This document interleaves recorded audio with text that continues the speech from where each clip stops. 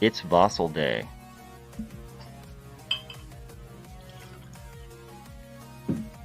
Let's go.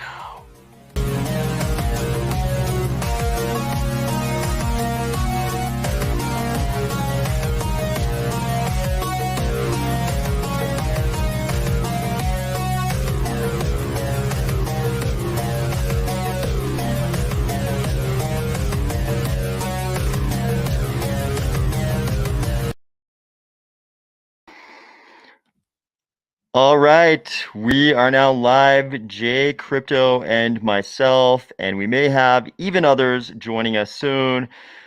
Let's go to the comments. Where is everybody from? I'm seeing some familiar faces. First of all, how you doing today, Jay Crypto? Dude, I'm doing great. I'm looking at these comments. I think they expect us to start drinking again. AOS. Dude, this is a big moment, I think, because it's obvious, right? It's a big moment. This is a what do they call it? Like a rite of entry or a passage of entry.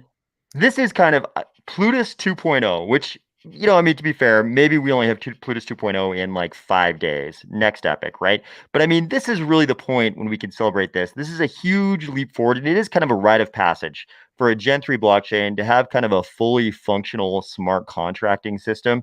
I think you put it correctly. This is kind of a rite of passage. Okay, so where have we got? Okay, we got people in Croatia, Australia, Michigan, Just water Chesapeake. today, by the way, guys. I'm seeing some comments. AOS. I know I'm trying to stick with coffee as well. I think we drank plenty on the last one, but who knows? Who knows where things could go? You never know. Germany, London, Belgium, Fiji. Where else? Let's see. What else have we got? Leavenworth, Washington, Hawaii, Italy, Scotland, UK, Sydney, Australia, Serbia, Australia. Nice. It Serbia. was great. We always have good representation on these live streams from around the world. New York, New York,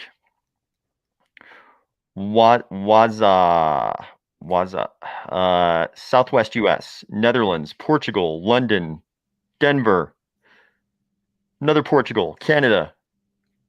Perfect.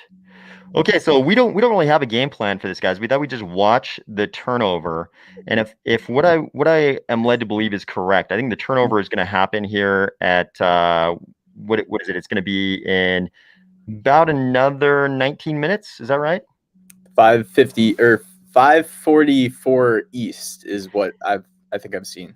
Yep, same here. 5:44 Eastern. And what do you think is going to be the best place to watch this? I mean, we've got some candidates. We've got pool.pm, ADA pools, pool tool. Where should we watch this actually happen? I'm not sure. Maybe can we look at a few different options? Is there sort of like is it just it's going to just be is there any like celebratory interfaces that you know of, or is it just a similar interface to what usually happens? I haven't seen anybody say they're going to have like, some kind of giant display of fireworks going off on your screen when we turn over. But I mean, Cardano is kind of like the low key, we're kind of like the low key tech oriented blockchain. You know what I mean? We're like less hype, more action. So maybe that's fitting for us. So what is everybody thinking? So as we, another one, are we drinking today? Hey, you can drink. We're not going to stop you from drinking. Everybody can drink if they want to. And who knows? Who knows? Maybe this will become maybe there will be a slight amount of drinking. So the reason that first of all, this was pretty impromptu. AOS messaged me not too long ago, and a couple others, and we might see those others here too. But the reason why I wasn't drinking right off the bat, like usual when I hang out with AOS, I guess, is because I'm doing something later as well, and that's content. So I think I need to stay relatively sober for that. Same here. I've definitely got actual things going on that I should be in driving shape for, but things happen sometimes. Things happen sometimes. It, though, for everyone else. Absolutely. Yeah, and when I say things happen, I don't mean that I would drive anyways. I mean I would drink and then find other means to travel about. Jonathan Salisbury with the red wine. G-Body Crazy says, we about that action, no talk. It's my Friday, Benny says. I may get a drink here in a min. Okay, I like Benny's style. Okay, so what are you guys thinking? Any questions? Do you have any questions, comments related to? We got a lot of questions and comments about are we drinking? How about questions and comments about anything else? Ryan says 16 minutes to go. Drink the blood of our enemies, CP says. That's what I like. That's what I like, man. Just messaging someone else, messaging Mark, seeing if Mark wants to jump on. Nice.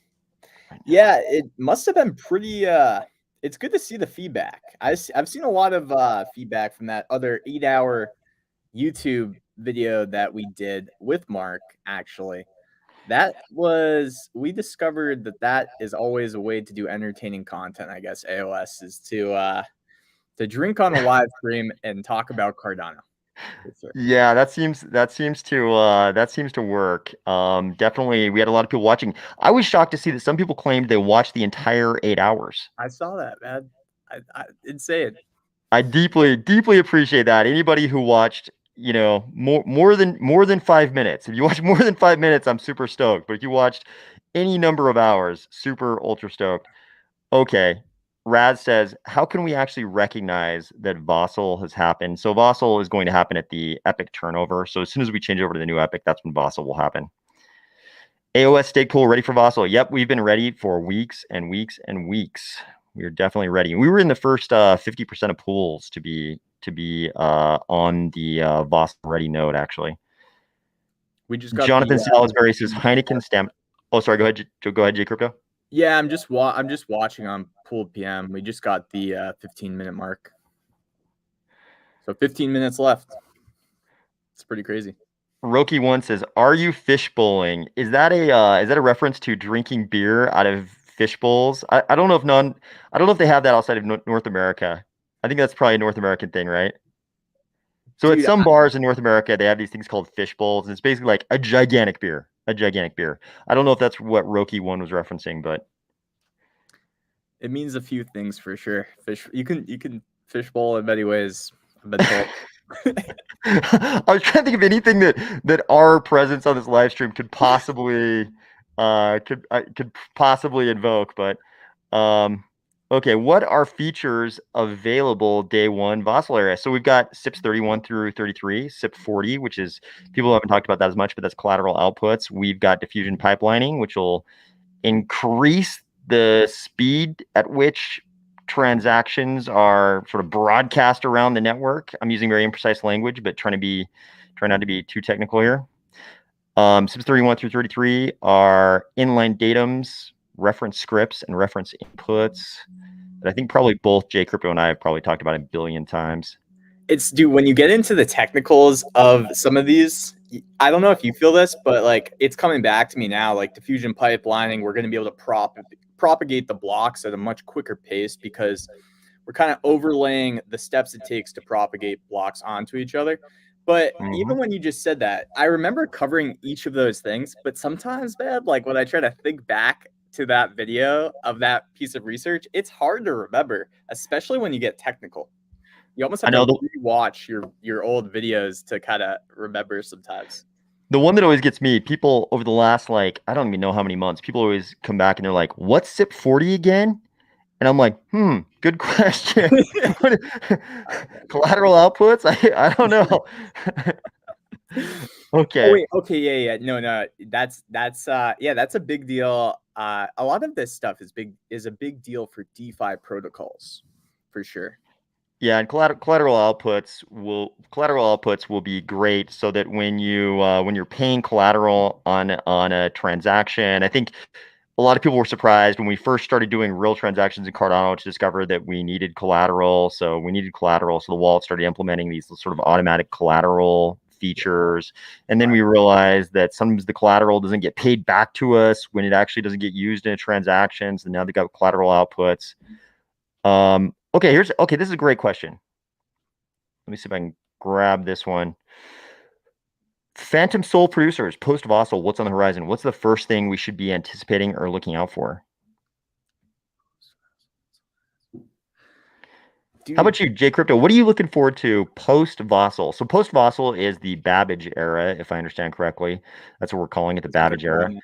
Yeah. What are you anticipating or looking out for the most in the post Vasil era? So again, man, I think I talked about this a little bit. I don't think we're gonna see like really quick impact on a lot of this stuff. We may notice uh faster speeds. We may notice that things are more frictionless. But I think that where we're at with Cardano is I still feel like the actual products that most of the people in the chat and most of us would probably use on a daily basis that are coming post Vassal, they're still going to take probably a little bit of time before all of a sudden you have a brand new clean DApp that you're using every day. I think we have like sort of like this soft period of time where we're going to notice the improvements, but we're also going to see things get built in real time and features probably added in real time. So for me, I'm really looking at the NFT space, and I'm really excited to see what kinds of new utilities come from like Alessandro, who I believe he just released another update on Lucid, because I think that there's a lot of utility from what an NFT can actually do that we haven't yet explored. And that's going to spur different kind of vectors for NFT genres. So I'm going to be paying attention to that space quite a bit. But yeah, how about you, AOS? What are you excited for? Yeah, kind of the same as the first part of your comment. I think the thing I'm most excited for is the launch of all these different kinds of projects because there is going to be this period where they're not quite launched, even though now they've got all the tools of Vassal at hand. I'm excited for all these projects to actually launch. And we've got some projects, man. We've been talking about some of these projects for years at this point. A lot of the big DeFi, not a lot, but some of the big DeFi projects were in some of the earliest iterations of Catalyst.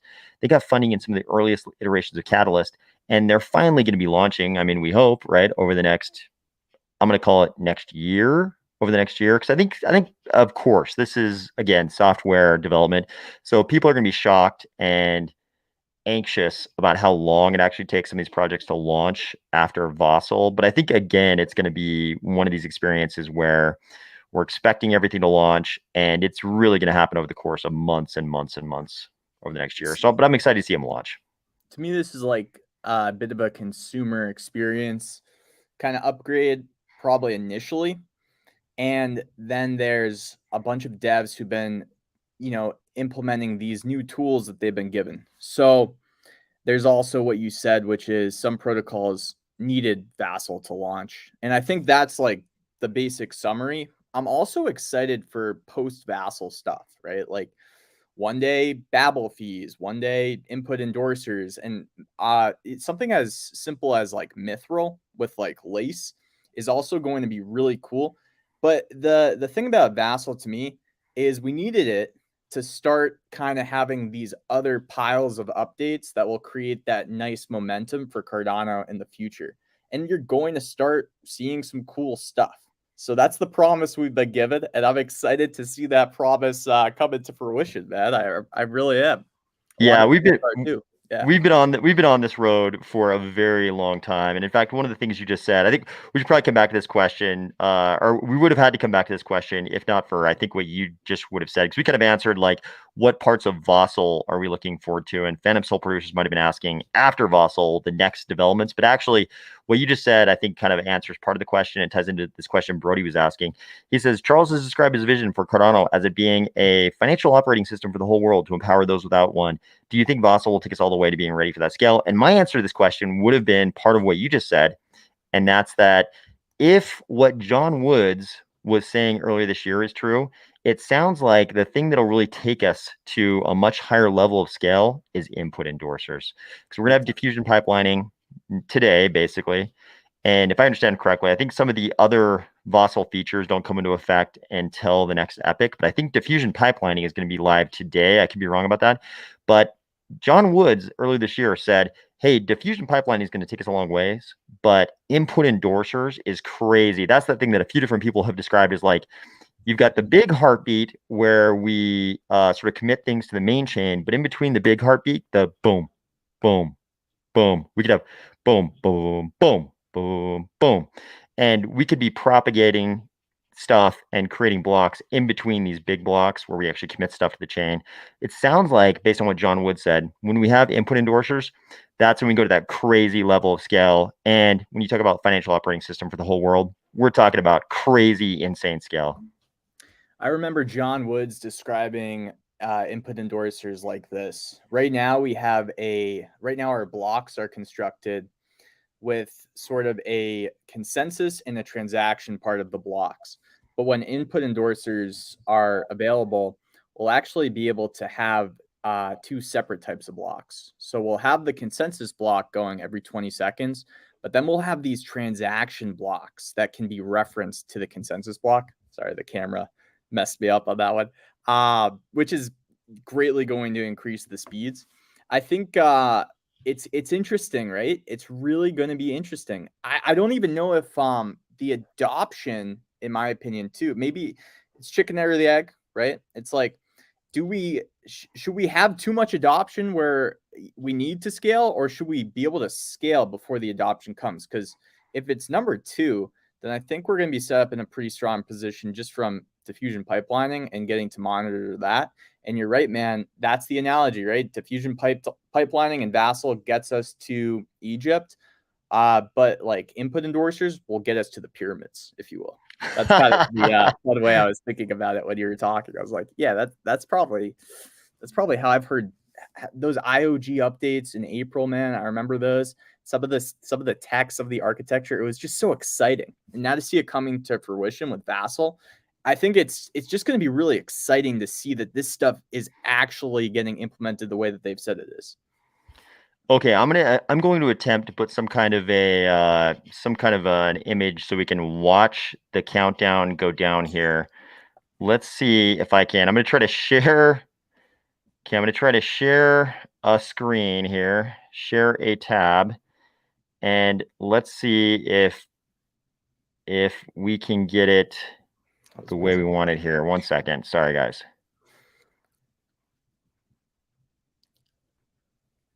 Okay, I'm literally the worst at finding the correct tab because I'm definitely one of these like 300 tabs open guys.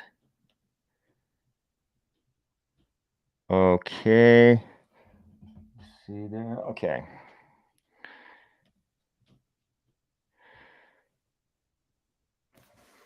Okay.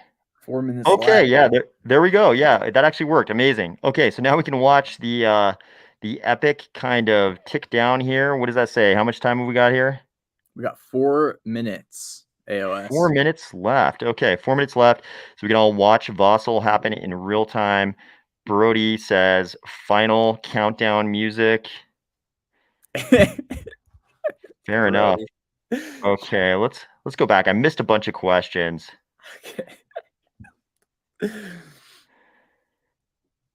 Okay. Some of you guys are so rapid fire on the questions. I can't even I can't even there's no way I can even get through one person's questions, which is excellent. You're thinking very fast. That's very admirable, but okay, what do we got here?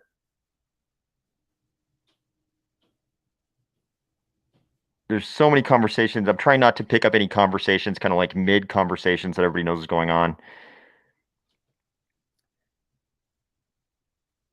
Yeah, everyone's so helpful in the chat. So when a question gets asked, sometimes people are just answering that question with great detail and nuance. Yeah. Okay, maybe we'll just come down here to the bottom and see what's going on here.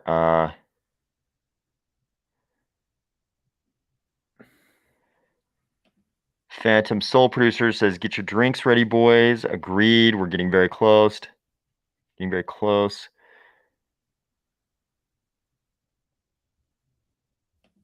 Yeah, so this is, yeah, it's gonna be interesting as we look back on the history of Cardano and we think about how could things have gone differently. I think even Charles has said many times he would do things completely differently if he could go back and redo it.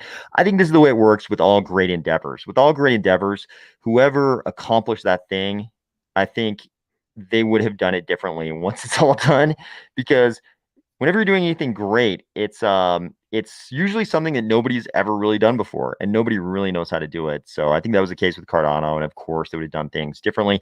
I love the timing of Vasil though. Right now, is perfect because everybody can see what Ethereum is going to become. Everybody knows what Solana is. Everybody knows what Avalanche is. Everybody knows what Algorand is, and it's a great time for Cardano to really shine.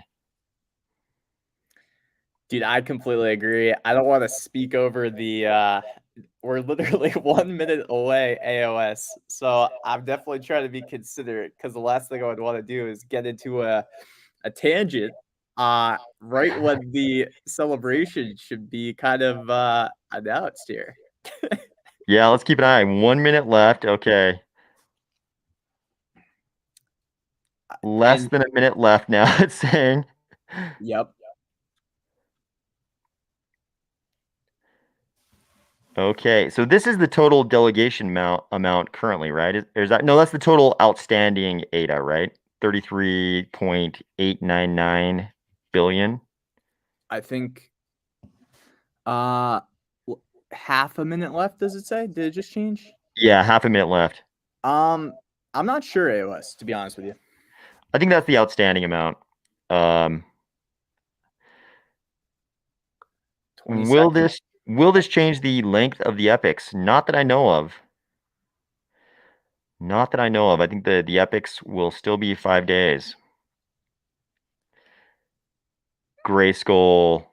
Cheers, boys. Happy Vassal. Happy Vasil. Gaming BTC says, we did it, suckers. Vassal lives on. Yeah, Vassal does live on. By the way, so Vassal was a bold Vassal There Saint. we go.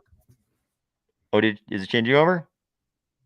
Not quite. I think it did, man. I think it just changed. So I think we're in the Vassal hard fork era or Babbage era. Wait, Epic 364. No, I think nope, yep, we're there. We're there. All right. Cheers. Cheers, everybody. It should feel, in my opinion, I think it should feel a little bit like anticlimactic. And I remember something that you said the other day, which is like, we're kind of in this market where there's not much hype going on. We've had the Ethereum merge has passed, and Cardano is just making steady progress. We're doing things that we're supposed to do. We're moving forward, and that's how it should be. Yeah, I agree 100%. If everybody did their job, if everything worked out the way it was supposed to, Vassal should be underwhelming because we were already prepared for it. It's just a smooth transition. We expected it. It's just like supposed to happen. This is the next stage. We got to this point, and now that you have plenty of people just really excited about deploying their projects onto mainnet Cardano. Absolutely. I mean, it's like it's the difference between a hard fork combinator event and a hard fork. A lot of people probably in the comments will remember back in the day when they'd have an actual hard fork of a big blockchain like this. It was like a huge question whether the miners would get behind it because it was always proof of work, and you kind of needed the miners to move over and start mining on the new fork. And it was always a big question, like, are they going to move over? Are they not? Nobody knows. It was like a real-time vote, like, are we down with this or not? But with the hard fork combinator event that we have in Cardano, it's smooth. So why is that smooth, by the way, AOS? Just for some educational content too, because I'm sure some people don't know. Myself, I'm a little bit spotty. If a stake pool operator was not going to move, what happens? Do they just naturally get moved, or can you give us the specifics on why that is?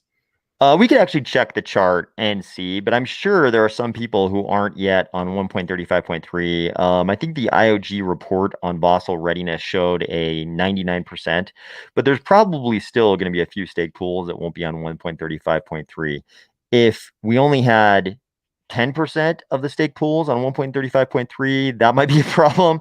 But luckily, IOG and the Cardano Foundation, Emergo, all the founding entities, they did their thing and they got everybody, almost everybody on 1.35.3. So we Well, won't maybe have to the find out difference this time. is, yeah, you get them on board before the hard fork, I guess we could call it, with Cardano. Whereas in other hard forks on other ecosystems, you might not know what the miners are going to actually do till after the hard fork. This is maybe a key difference. Yeah, for sure. You didn't know because they weren't going to move over to the new fork until the hard fork actually happened. In the hard fork combinator event, we were all using 1.35.3, the new node, well before the hard fork, and the developers were all developing based on the tools that would be available in 1.3 in the post Vasil era in Babbage, well before the hard fork. So everybody kind of got to practice. We all got to practice before the actual hard fork happened. Whereas with an actual hard fork back in the day in proof of work, it was sort of like the miners, are always like kind of threatening rebellion. Like, we're going to stay on the old fork, like, well, I mean, If that's you what guys happened don't with, do this in the next hard fork, we're actually not even going to move over. So yeah, then I what? mean, that's what happened in the block size war that produced Bitcoin Cash and Bitcoin. That whole schism was produced because people wanted bigger blocks and some of the miners wanted bigger blocks and they kind of parted ways. Some people some miners went with Bitcoin Cash, some stayed behind. So, Right. yep. Hold on one sec. Okay. This is a good one. I don't know. Do we know if Coinbase was ready on time? I mean, they're so big. I kind of have a feeling they made it, but I don't actually know. Do you know the answer to that? Hold on one second. No, I don't. But I was thinking about the whole Bitcoin block size debate. And what I think came to mind is actually pretty interesting. So, what I think is kind of interesting is when IOG was increasing block sizes when Sunday Swap sort of launched, they were incrementally doing it. And the reason why I found out, I think it was also John Woods before he went to Algorand. The reason why they didn't want to be too hasty in increasing block sizes is because that would increase the time it took for blocks to propagate throughout the network. And we have a 5-second kind of threshold of like that's the maximum time that we allot for 95% of the sort of nodes to actually get a block that's been propagated out. And I always thought that was interesting. It was a really cool thing to kind of discover and educate myself on. And it also made sense why some people were for or against increasing the block sizes of Bitcoin. So there's a little, I guess, now Cardano history and also Bitcoin history. That's right. That's right. Oh, here's a good one. What's the next hard fork? This is something I haven't seen people talk about. I don't even know if we have a name for the next hard fork, do we? Dude, I don't even know, man. That's I've been so like I know that we have a lot of other things, right? We have a lot more other things that we need. If somebody knows, let us know in the chat. I know we have Voltaire. We're now in Babbage, but like what would the next hard fork what would that actually need to facilitate? This is a good distinction to make. So we've got eras and we've got era names and we've got hard fork names. So this was the Vassal hard fork that brought us into the Babbage era. Voltaire is the governance era. Basho is the scaling era.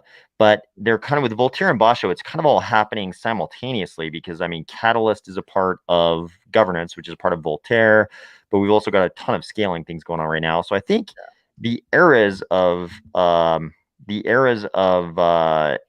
and Basha are kind of going to overlap, but I have no idea what the actual hard forks will be named. I'm sure after some luminary of math or computing or someone who's contributed a lot to the ecosystem.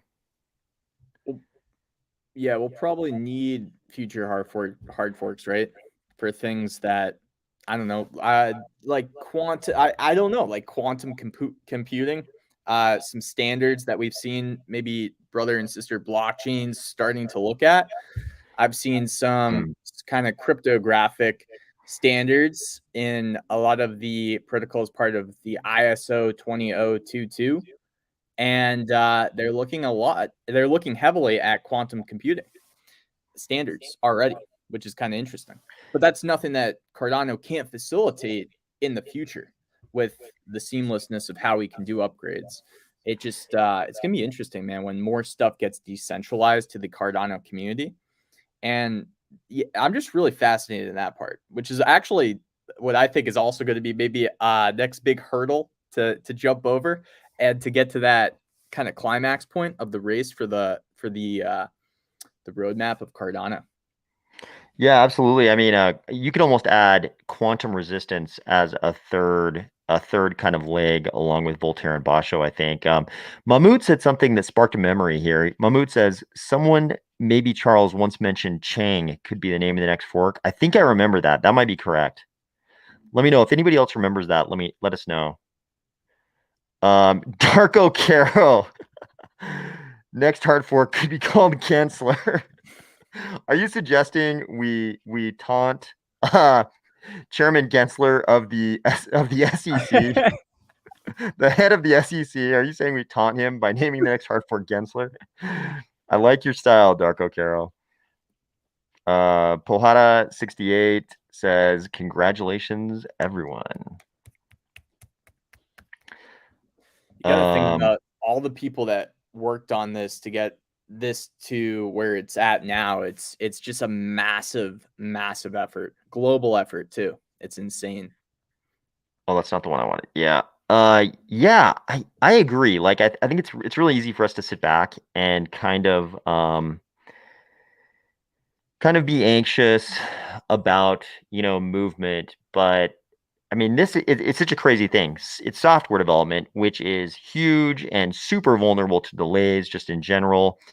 And then it's like software development in a distributed network, which is like makes it ridiculous. And then it's like also one of the biggest blockchains in the world, like all these factors converging. I mean, this is a pretty tremendously difficult job getting us to Vasil here today. So I agree. Big thanks to all of the teams at the Cardano Foundation at IOG who made this happen. I can't even imagine the number of like human hours that were put into this. And one more factor, one more variable that I've seen come and play more recently. You also have like political strategy and regulatory things happening because this industry is so nascent. That's also like making everyone developing in this space. They also need to pay attention to that stuff while they're making decisions, which is super interesting too. Yeah, I mean, there's a reason why you see IOG's head legal counsel on stage so often. I mean, if you're running a blockchain, if you're one of the development entities involved in the blockchain as big as Cardano, I mean, paying attention to regulatory affairs is like a huge priority. Does Vasil complete all the back end stuff? I don't think the back end stuff will ever be completed. If you're asking, does it sort of take us to Plutus 2.0? I think that's true, but I think it's like, I mean, we've just got a handful. I mean, there are a lot of things, but as far as big features go, we've got a handful of SIPs that Vasil brings, SIPs 31 through 33, SIP 40.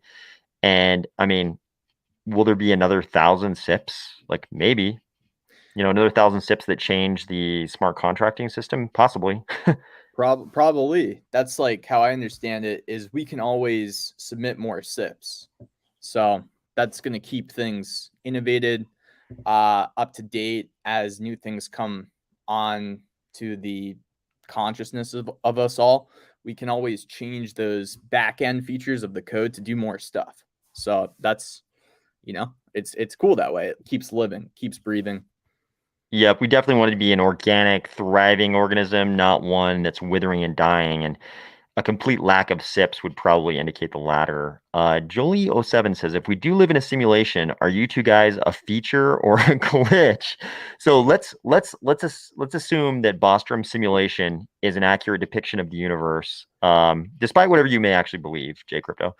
But let's assume that's the accurate depiction of the universe. Okay. What is the role that you think we're playing here in the universe? Are we just clueless pawns playing out our NPC roles in the universe? Or do you feel like you're like the main player and everybody else are the NPCs, or what do you think's happening here? I think I was probably just put here to help uh try to do what I think would help the main players the most.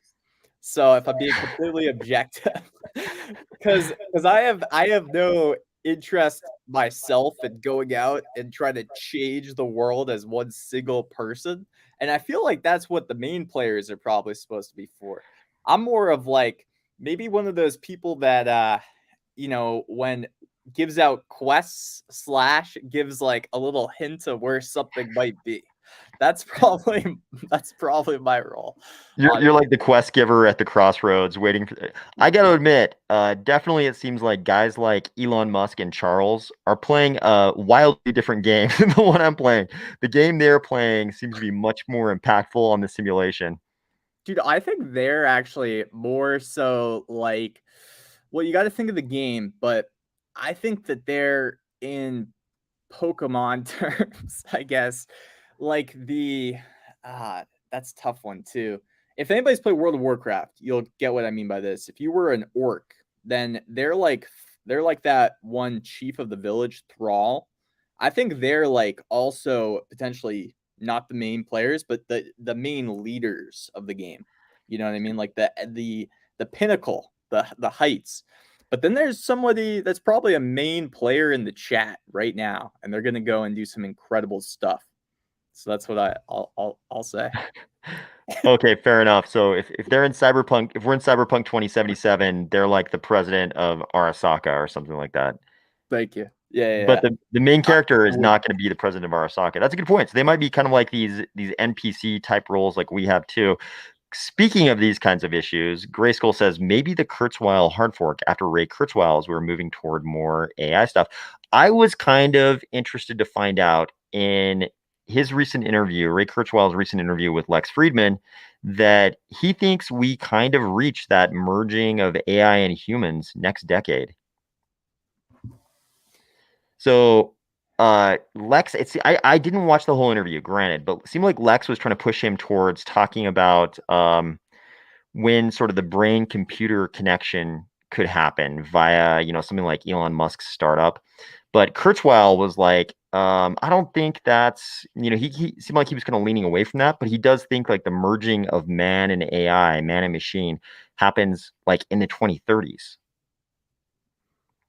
What do you think? Too soon?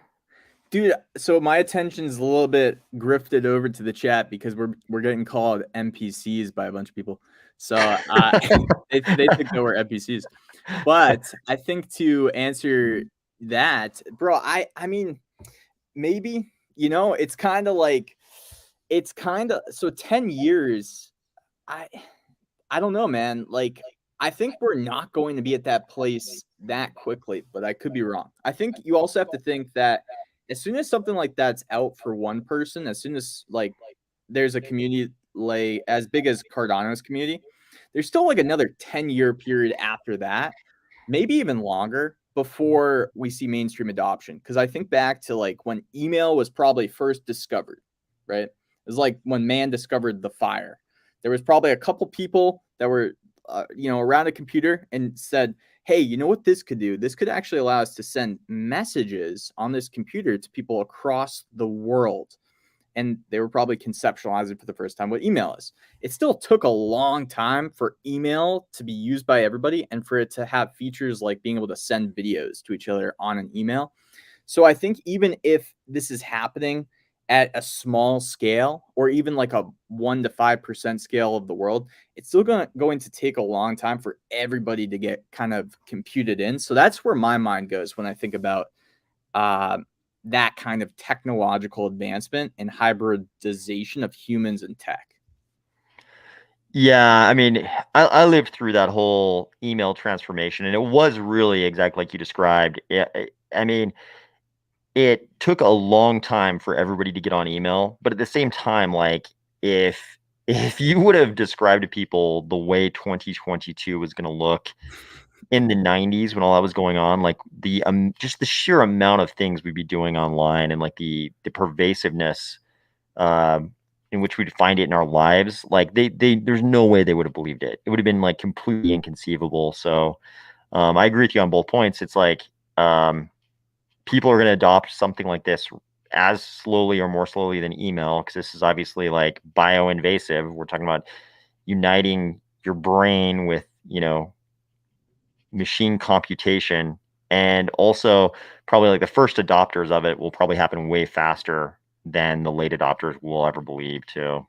Dude, so Mark Zuckerberg talked with Joe Rogan, and Mark Zuckerberg's vibe from that podcast that happened like a month ago, he Yep. doesn't even, it felt like he doesn't even think we're going to get there in his lifetime. I mean, Yeah, he said something really interesting in that one too. So Zuckerberg said was making a distinction that I think is important. He said like there's a difference between when we can you connect our brains to machine computation and have our brain tell the computer to do something. There's a difference between that and the computer being able to feed stuff directly into your brain. And he thinks like the brain being able to control the computer is way sooner, way sooner than the computer being able to feed stuff in your brain, which kind of makes sense to me. absolutely. Yeah. And I think we need stuff like waveguides and VR goggles that aren't absurdly heavy before we probably see people, you know, advancing their life with chips in their brains. So I think that would be a leading indicator to watch for is like, when is VR at scale? When is AR at scale? And then we'll probably see maybe after that something like people having microchips in their brains that advance their physical and mental state. Yeah, so somebody is saying that Cardano has a new website. The Cardano.org website looks the same to me. Do you mean the IOG website? Yeah, shooter, let us know if you mean the IOG website or just give us the URL, the website you're describing. Be safe, Um, guys, for sure. what do you think about this? If you had to ask Charles, if you could ask Charles one question, what would you ask him? Ah, I have to think about that. This is like the hardest question, right? What is there to ask him, man? Like, he goes on a live stream every week and tells us exactly how he feels about the world, which I love and I watch. Yeah. Like, what is there that he hasn't? If you listen to him, if you just listen to him, like, what question is there that you haven't heard him answer? Because he goes on tangents about every possible discussion, I feel like, too. So you kind of have a lot of data. I know. Yeah, I mean, it's like you could do like 75 different interviews with him and he could fill the hour. Just like pick one of the 75 things he talks about most and just be like, "Okay, topic is this, go crazy." And he could just monologue it for 1 hour. It's crazy. I think I would try to ask him about like where he. I would try to get. I would. One question's tough. If I could have like 10, I would like to paint a clearer picture of some of the nuances of where he sees maybe DeFi going and where he sees the differences between things that probably can help like bank the unbanked, and there's a difference between people who already have tools and people who don't have tools. And I think a lot of initiatives for Cardano is solving the piece of like, hey, people that don't have tools, we can use the blockchain to give them those tools. But then there's this whole other class of DeFi that I think is coming to fruition, which is like, hey, we can actually make the current tools that first world countries have access to maybe even better. And I think I'd like to dig into some of the nuances of where he sees some of just the broader lens of DeFi going and some of those nuances. It'd be tough with one shot though. If you have one silver bullet, what would you say, AOS? Yeah, I'd probably go in the same direction you're going. Ask about, I think some of the most interesting thoughts he has are about projections on the future. So I would probably ask him to do that. Project his mind into the future. What do you think? What do you think things look like, in 2050? And not just in blockchain, but just, in general, what does the world look like? If I could just like prompt him like mid-journey AI style, if I could just give him one prompt, it'd probably be like 2050, what does it look like? Go. That'd be the best way to do it, honestly. Because because you can't box yourself in, or him in with one shot. So yeah, give him something like that and let him paint the blank canvas of 2050. That'd be sick. Yeah. I would actually love to hear his thoughts on that. Like, Yeah, what's that'd be great. 2050, Charles? Yeah, he's a lot. I mean, he has he goes into weird detail on those. It's really, really interesting. So Julian says we all live in our own simulation. I kind of like that theory that we're all the main character in a simulation of our own, and everybody else is an NPC. That's kind of it's satisfying to the ego to think about the world that way. It's more satisfying than to think that we just think we have consciousness and self-direction, but we're actually an NPC. Dude, I think my belief, so it's not a fact. I'm never going to say any of these things are facts, is that the only simulation is that there's a simulation. I I think we're like it. tricking ourselves from just recognizing how rare the opportunity that like life actually is. And we're trying to make it seem like an insignificant thing. But I think it could be really, really rare. I mean, any of these theories have such a low probability rate, even that one that I just said, that you can kind of choose which one you want to believe in. And based on current science of discovering what's the truth, you have like the same shot at being right. So you might as well pick the one that gives you the greatest amount of personal power. And I think that would probably rank pretty high. Yeah, definitely. Um, okay, so here's a question. This is something I've been thinking about as we've been talking. Did we make any new blocks with Vasil? Can't see any new blocks in Cardano scan. So some of the reporting, some of the tools that give us some of this information, they were urging the stake pools to fix some things in their reporting to those websites in preparation for Vasil.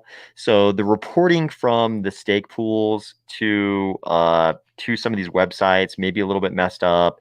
Maybe the websites are misreading the chain, or who knows? Maybe Vasil is a huge failure and no blocks are being made. We don't know at this point. Yeah, that would be awful, man. I was thinking about that too. Yeah, we don't know. Let me check the yeah, I don't think we know if yeah, I don't think we know how prepared the various websites are to report post Fossil. It might be that some things are broken on the reporting. We don't know. Let us know if you know in the chat what's the real story. Yeah.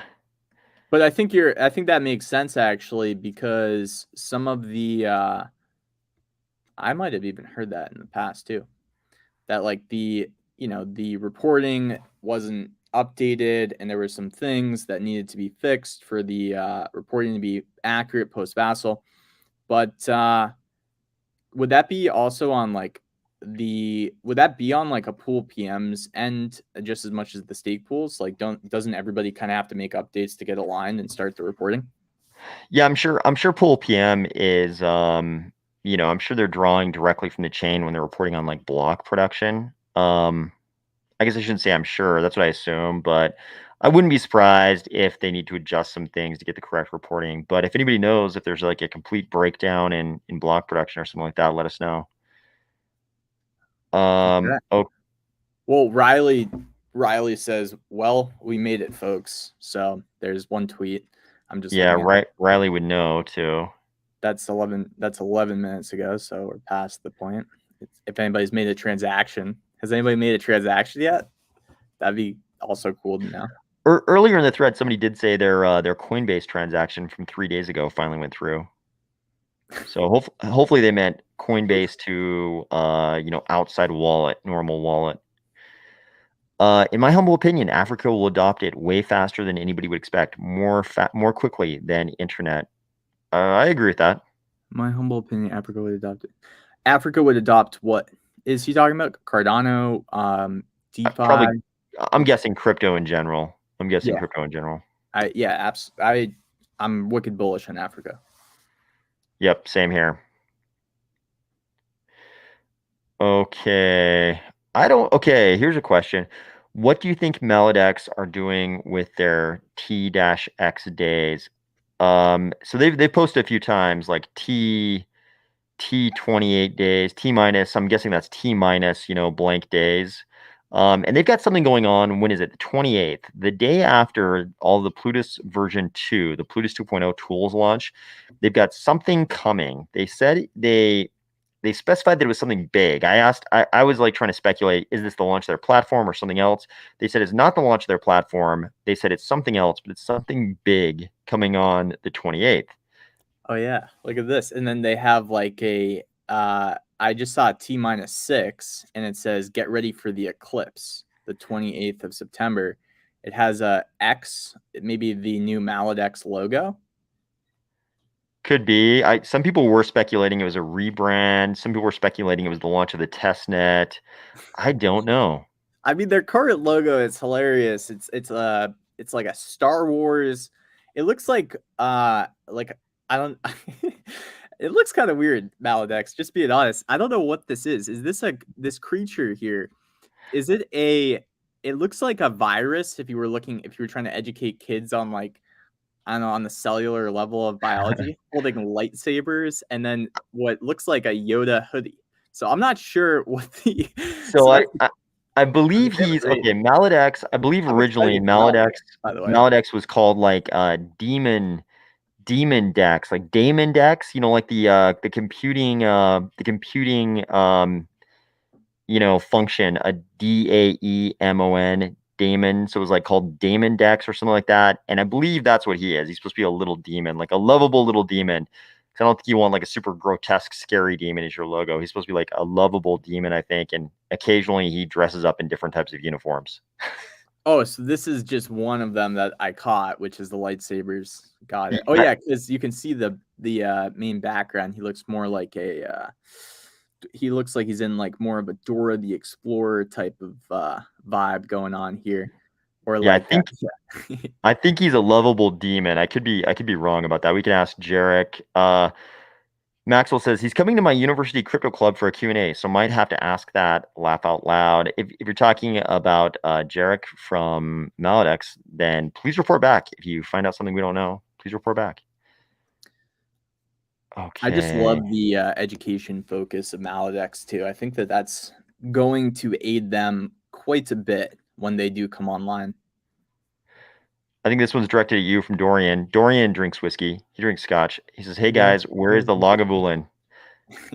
Suits. Okay, wait. I think it might have been Dorian. It might have been somebody else that also like reached out to me on my YouTube channel just to ask me, "Hey man, would you be down once we have the Vassal hard fork to go on to Army of Spies YouTube channel again and drink?" And I was like, I mean, hey man, if Army of Spies, like if he decides to do it or whatever, yeah, I'd probably have to do it if he said it. And he was like, okay, thanks. I'll report back to Army of Spies. Hey, whiskey people take this seriously. Whiskey people are very interested in the discussion of and drinking of whiskey. So this could be a lot. This could be any number of people in the Army of Spies for sure asking these kind of questions. That was a Lagavulin. That was like a Game of Thrones Lagavulin you had, right? Yeah, Dude, how much of that bottle have you still got left? Most of it? no, Oh, none it's of all. it. Oh, you've actually been drinking it. Well, okay, so let's just say people that I'm with finished it off for sure. Gotcha. Okay, gotcha. I know how this works. I'm familiar with this phenomenon. Gotcha. Okay. So like that's the other thing too. It's just like this was such an impromptu space that I hadn't gotten prepared for an event. Last time we actually kind of had probably a good day, I would say, like at least a day from the Yeah. standpoint of when you wake up, knowing that AOS, Mark, we were going to do this incredibly fun game that Mark invented, I guess, where every time that people voted for Army of Spies on a poll for the stake pool, we took a sip. And I had whiskey and others had other drinks, and it was a good time. And we talked about Cardano for 8 hours. I had to jump off. I think Mark jumped off before me, but AOS was on for the full 8 hours. I think I was on for like 5 or 6. Yeah, So we you were there almost the whole time too. So 56 Hope Road is saying I got my drip drops, and they're indicating that everything's good. Um, Cardano see. Paul said can't Pilatos keep it for Marmor says, yeah, I did 7 transactions already. Good deal. on this. So we're good. Can confirm NFT 2 Sugar says can confirm NFT purchase was super fast on Vasil. That's great. Pilatos says correction, 1 transaction finished, still pending. So that makes me think, yeah, this is probably accurate. Keith Temple says, is Maladex going to announce no impermanent loss? I think they've already announced their belief that they will have highly mitigated impermanent loss.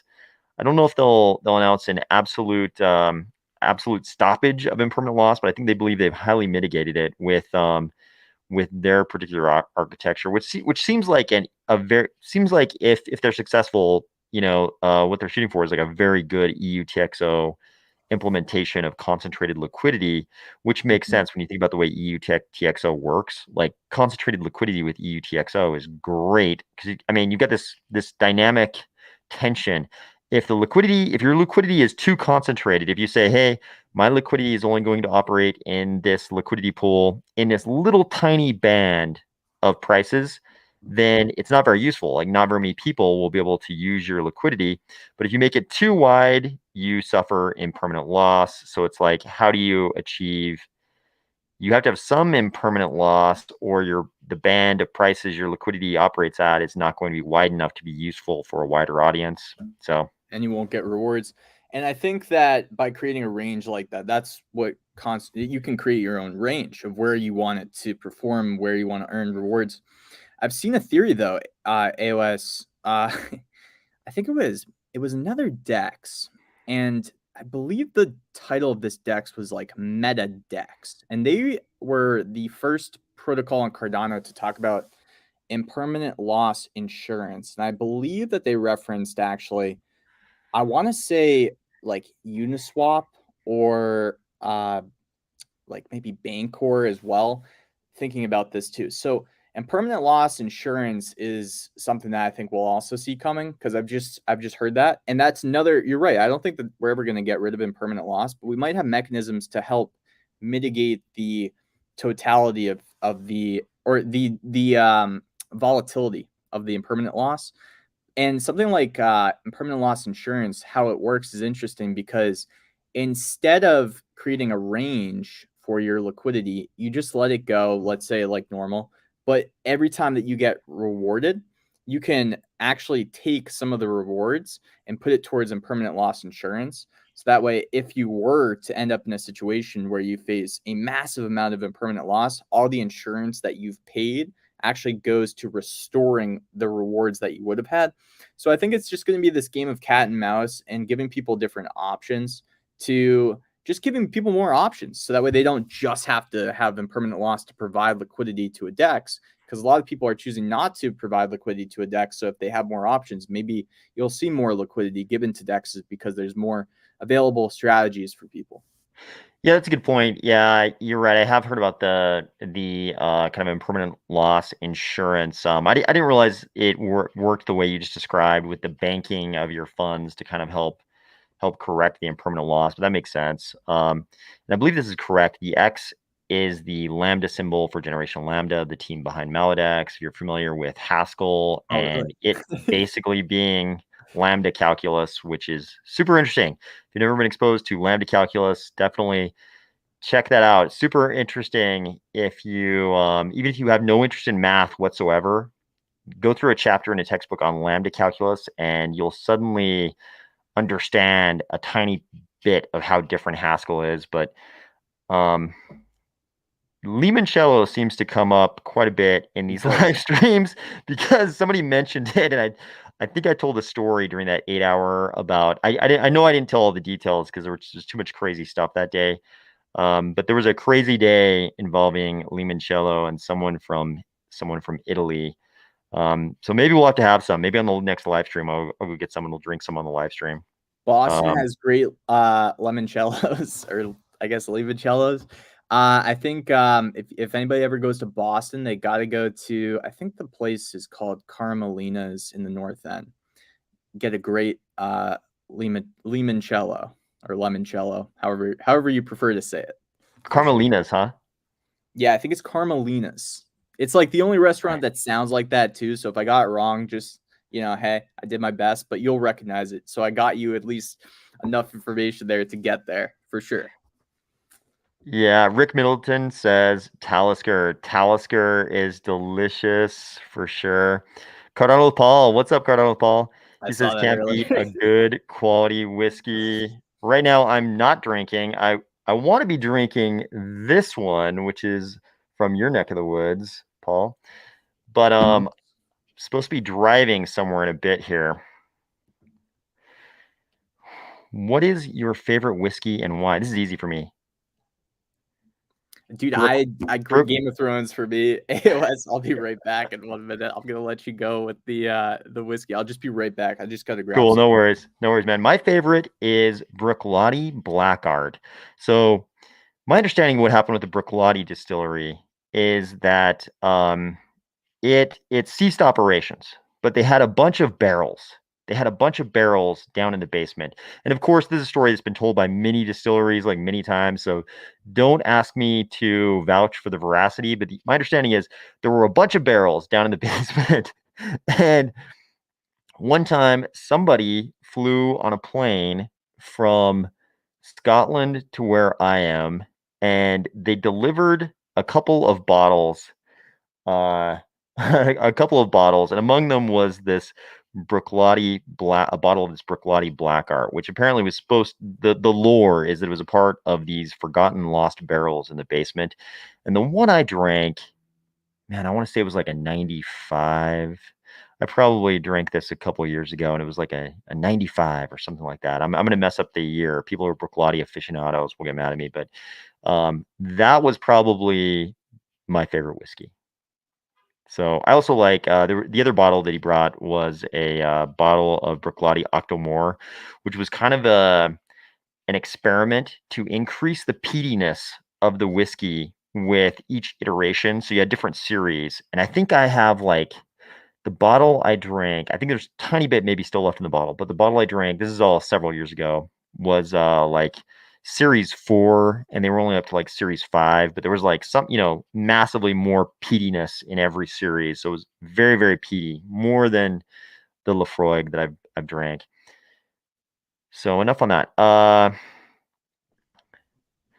Do the branding of the Army of Spies whiskey. I will buy. I actually had somebody approach me about crypto tokenization of whiskey shares in distilleries in the North Atlantic. I can't remember if it was in both Ireland and Scotland or just one of the two. And if not for the securities regulation piece of that, I would have been pretty attracted to that idea. And it did involve like branding of the whiskey, however you want. So, okay. Another person's coming back. I just claimed some NFT staking rewards. No issue. Great. Oh no, this is terrible news. First block of Vasil was Binance staking. That is not what we want to see. Be the Gator. Hi, iOS. Just woke up in Australia. Did we do it? Yes, we did it. The Vasil. Yes, we did the Vasil. Just to confirm, I contributed nothing as usual. Fair enough. I like to think that I also contributed nothing. I like to be a part of these communities where my contribution is very minimal and there's a huge amount of stuff going on. This is like perfect. Save here, bro. I will drink to that as well. Okay. The Vassal sounds like it could be a dance too, by the way. The Vassal, kind of like the Carlton. The Vassal. I think the Vassal would definitely be first performed in the metaverse, probably by one of your PFPs, I think. Jameson, neat. I got to admit, I am a fan. Jameson is one of the most commonly drank whiskeys in North America for sure, and actually all over the world. I've been like in many different spots in the world, and one of the first drinks I'm offered when the topic of whiskey comes up for sure is Jameson. But for such a widely consumed brand, so Jameson comes out of the Middleton Distillery in County Cork, if I'm remembering correctly, and they make some very nice whiskeys like Middleton Very Rare, which is great. Comes in this wooden box. It looks like a coffin. But man, I think Middleton's doing a great job given how widely consumed their whiskey is. Yo, AOS, what's the difference between like a whiskey and a scotch? Just like So simple Scotch con. is Scottish whiskey. Oh, okay. Cool. So there's some differences in the production. We shouldn't turn this into a whiskey podcast. People will be bored out of their minds. But there's some differences in production between Irish whiskey and Scottish whiskey involving treatment of things like peat and triple distilling in a certain type of copper still, but we'll bore people to death. But Scotch is just Scottish whiskey, like the one you had, Scottish whiskey. Okay, cool. Noted. Thanks. Okay, Julian says I'm more of a rum guy, but I quite like Japanese whiskey. Same here. Jonathan likes Macallan. Rick Middleton says we're really making him want whiskey right now. Yeah, I know, right? It's crazy. Oh no, look at this. The last block was from Binance, and the first after too. Well, I find it hard to condemn CZ because I like some of the things he does, but it's a centralized exchange. So I've always liked Binance myself. Actually, I think that I haven't seen a real reason not to. I think that they're very pro innovation. They don't seem to be toxic to Cardano. I know that Charles had some of his better speeches at Binance events, and for whatever that means, but it seems like CZ isn't really trying to make one thing and have everything else die. It seems like he's very pro innovation. So I think that's good. yeah, that's true. He is. I would say he is very pro innovation, and I would say he's part of that cadre of initial, maybe not even initial, but Consumers that turned into CEOs, like initial consumers. I don't know if that's where you're going, but that's how he started too. It was just yeah, like one of us. Like that honestly, that too. Yeah, I mean he is crypto native, and he's part of this cadre of crypto founders that come from a certain period that still really embraces a lot of that original ethos of crypto. Whether you like it or not, a lot of that is very intertwined with sort of a libertarian perspective on the world. So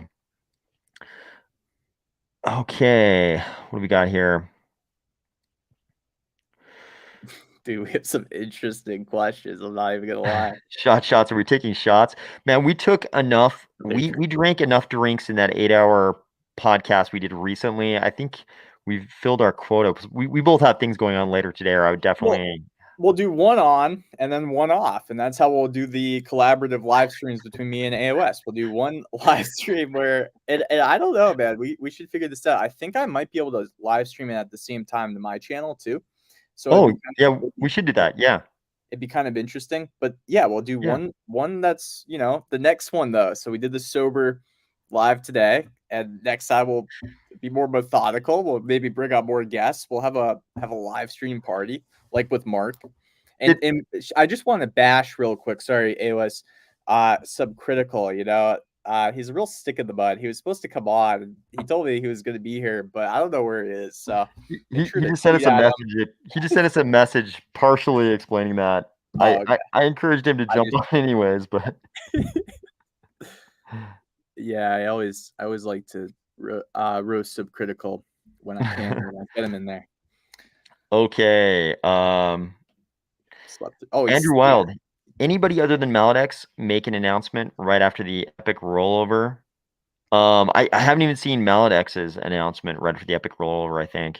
So I haven't seen any because we've been on this thing since the rollover. Yeah, we should be looking. Todd Facello, Spymaster, thanks for your dedication. Looking forward to first Spy Beach party. Glenfiddich 12-year, best of the cheap. Glenfiddich 12-year is indeed a very fine drink at that price point. At least where I am, the price point it's at where I am is very good, given how good that whiskey is for sure. Yeah, so we'll have parties as soon as one of the metaverses launches where I've got parcels. We'll definitely start having the Spy Beach parties. So just kind of waiting for those metaverses to roll out. So I guess we could actually do it on Carta Station right now. We could do it on Carta Station right now. The the Reach land sell at the end of the month. I mean, Reach is already live. Do you know? Jay Crypto tends to know a lot more about Reach than I do. Do you know? Once we buy those parcels in the Reach land sell at the end of the month, how soon until we can actually like walk around on our parcels? Do you have any idea about the timeline there? No, I'd have to ask them. I don't know. It's tough. It's tough because we're dealing with software again, AOS. So even if they give us an answer, I'm always like, well, not because I don't expect the Reach team to produce good stuff. I think that they can and they will. But I do think that there's an element of empathy we need to have for launch dates. And that's probably, if you've been into crypto, if you've been into Cardano for the last couple of years and you've been following certain projects, you probably learned that lesson. I do have some. I think some metaverses are being quite vague with their timelines, and every single time that's a metaverse or a project puts out a timeline, it seems it gets pushed back. I don't know if you've noticed that, but even the land claim event for Virtua pushed back, for example. So we'll have to see, and I think it's for good reason that they even push theirs back. But I'm trying to be very careful about that. You might with Reach be able to use it day one, but I'm just not sure. So we'll have to ask. That would be fantastic. Yeah, that'd be fantastic. I would definitely be in favor. Mike Lerman says Highland Majesty is great. Also Oban. Yep, I've had a bottle of Oban that I liked. Okay.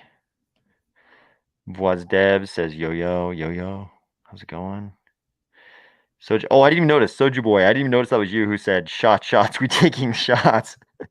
Yeah, we're kind of like Charles. Charles has like the 1 year on, 1 year off. We kind of have like one podcast on, one podcast off. It's like same idea, just more accelerated, just a more accelerated version. Is that like a Soldier Boy quote as well? Is that the reference there? Soldier Boy, like okay, is Soju Boy quoting Soldier Boy? Yeah. I'd imagine that Soldier Boy has talked about shots at some point in his musical career for sure. I thought he was staying in character. I thought that's why you were laughing at first, but no, that's good to know. Yeah, Soju Boy is yeah, he also has appropriately a alcohol related name, Soju. I've definitely had a soju fueled night in K-Town in LA. Extremely fun night, but that drink was a big part of the festivities. Patrick says, Happy Vasil Day. Happy Vasil Day, Patrick. Happy Vasil Day, Patrick. Okay. Peter Smith. Maybe after Hydra and ADA goes to $150. Dude, do you have any idea what the market cap of ADA would be if we were at a price point of $150? It's insane. Man, we have the total cap on coins is like 45 billion. If you have 45 billion coins at $150, you're talking about an insane market cap. If we yeah, man, if the US printed about 200 times the M1 money supply, we could hit that for sure. That's right. Yeah, you and Jerome Powell must have gone to the same schools, Peter Smith. No kidding. I know you're not talking about increasing the number of coins, so it is different. It is different, but definitely Jerome Powell doesn't seem to be against a lot of printing over the last couple of years. Capitalist Pig, happy you could join us. Andrew says software timelines are a catch-22 because everybody wants to have a timeline, but nobody wants to hear an honest take as to how long new features upgrades will take. This is true. I think a lot of the developers, if they knew they could get away with it and they could just give us the real honest timeline, like the kinds of things where we like to hear, a 9-month timeline, they'd probably have to give us like a 27-month timeline. So I think it's like this big collective action problem. Everybody goes for the 9 months instead of the 27 months. So everybody else has to also go for, say it's 9 months. Because if everybody's saying it's 9 months and you're the one project being honest and saying 27, people are just going to like forget about you. You're going to like go away. Compensating. It's over. Yeah. It's like the guys with the truck because, well, it's you just don't know what every other team is capable of as a founder. So when you hear competitors giving these short timelines, you might be incentivized monetarily in like for funding to also give a rather short timeline. It's a pretty bad. And by the way, sometimes those competitors might fail, their project might explode, but just because you didn't want to lose out for some funding, projects are giving these short timelines. It's a pretty bad like problem health wise to I think these types of environments, these spaces like tech for sure. Mm-hmm. Tamir says, Happy Vasil Day. Grayskull says, Soju, isn't it the most popular drink in the world? I don't know. I think all things Korean, at least the parts of the world that I travel to, it seems like all things Korean are very, very popular. So would not surprise me at all. Mr. F. Very funny comment. Reza says, if you ever did software development, you would know it's almost impossible to keep a timeline. I agree. I've definitely worked with software development teams before, and never a timeline was kept. Never has a timeline been kept ever. I think So what do you another think? problem too, bro, is like I've talked to a lot of devs. They seem to be working on multiple teams sometimes, and that's kind of tricky too because I think certain devs are working kind of overtime on like 3 or 4 different teams or 4 or 5 different projects, and that seems kind of interesting. So like I don't know if you've seen that, but maybe it's due to our sort of lack of supply of devs on Cardano that's being fixed over time. But I've noticed that there's some devs that are on like like 2 or 3 different projects. It's pretty nuts. And they're talented devs, but they only have so much time to sleep, eat, and code in a day. Yeah, that's definitely something that doesn't get talked about very much. Hey, Paul. Here's a comment from Paul right here. Hey, Paul, do you want to if you want to jump on? I don't know. You might be doing something right now where you can't jump on, but if you want to jump on, let me know, and uh, I'll just shoot you a link, and you can jump right on the live stream.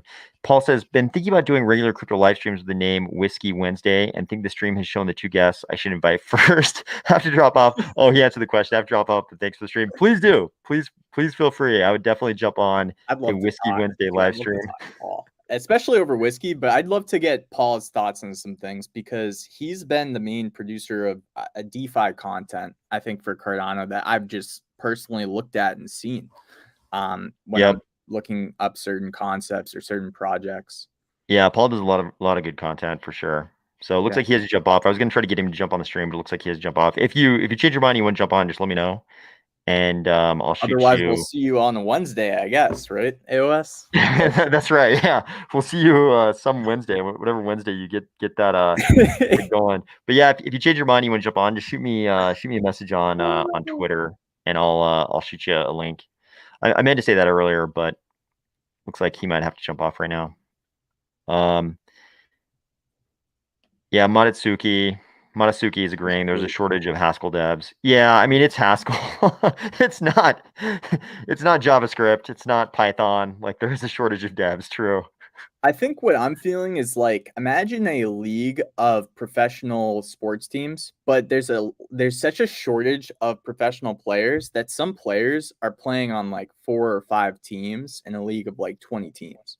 So like they play like you Yeah. know what I mean? Like there's only so many games that schedule can have in a season. And I think Yeah. that's the effect that happens a little bit with some of the most talented devs. And I think there's more Yeah. devs coming up, and there's some really cool stuff I've seen. DAO is funding, getting kind of sponsoring people to become devs and then work for the DAO for a period of time to get that like first like hand experience, and then now they have that on their resume. They can go and get contracted to other stuff. I've seen that the Ape Society has a proposal for that for sponsoring devs for an Emergo class. So there's some other ways that some of the communities are actually trying to create flywheels for themselves by getting their community to become devs on Cardano, which is such a Cardano thing. I think it's amazing.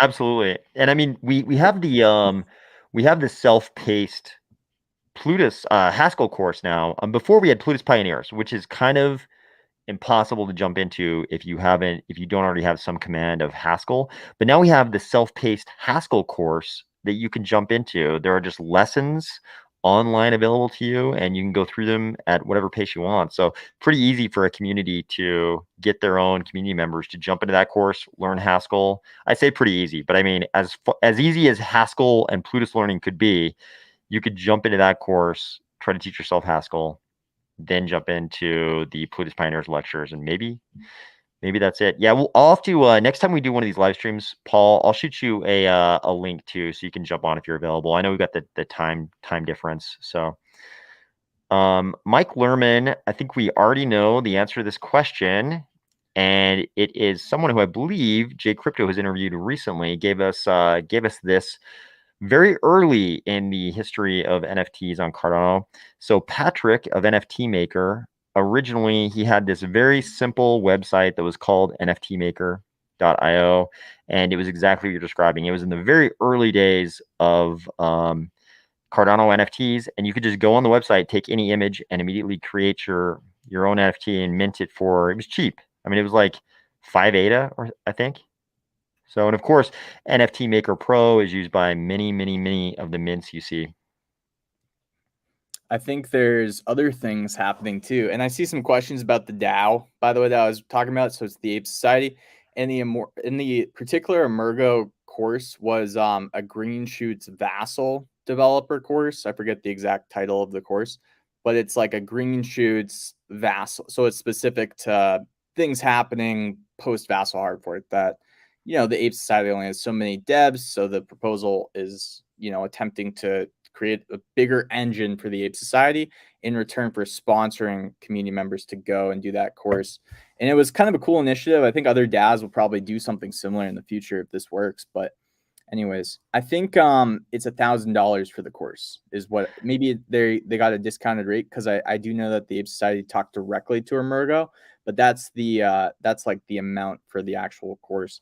For Mike's thing, I just wanted to say real quick, there's other innovations too, because I don't know if you've tried this, but I think Space Buds, what they've done with their community collection, really cool. You can mint your own NFT if you have a Space Bud, and it's under it's under the policy ID of a community collection that's capped at 10K. So as long as not every single person has minted one, you can still mint whatever you want from an IPFS link. Wild Tangs also, I believe they have a vending machine you can access with your NFT if you own a Wild Tang, and they have like the ability to mint a single NFT. So you could actually mint a collection with a Wild Tang. I haven't done it myself, but I am aware that they have both these projects are using Lucid, the library that Alessandro has made. And this is what I'm talking about, AOS. Like this kind of utility unlocks, I think, a lot of stuff.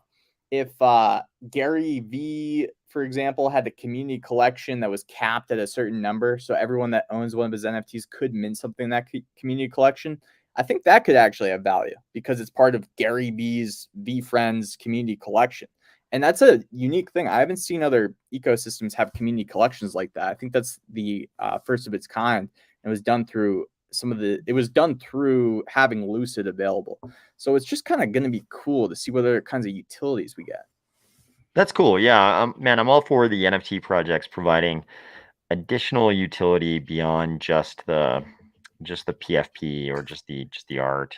So Jay Crypto's laughing. So he already knows I feel that way. Yeah. And of course, everybody also agrees. People aren't like, no, don't give me more utility with my NFT. Yeah.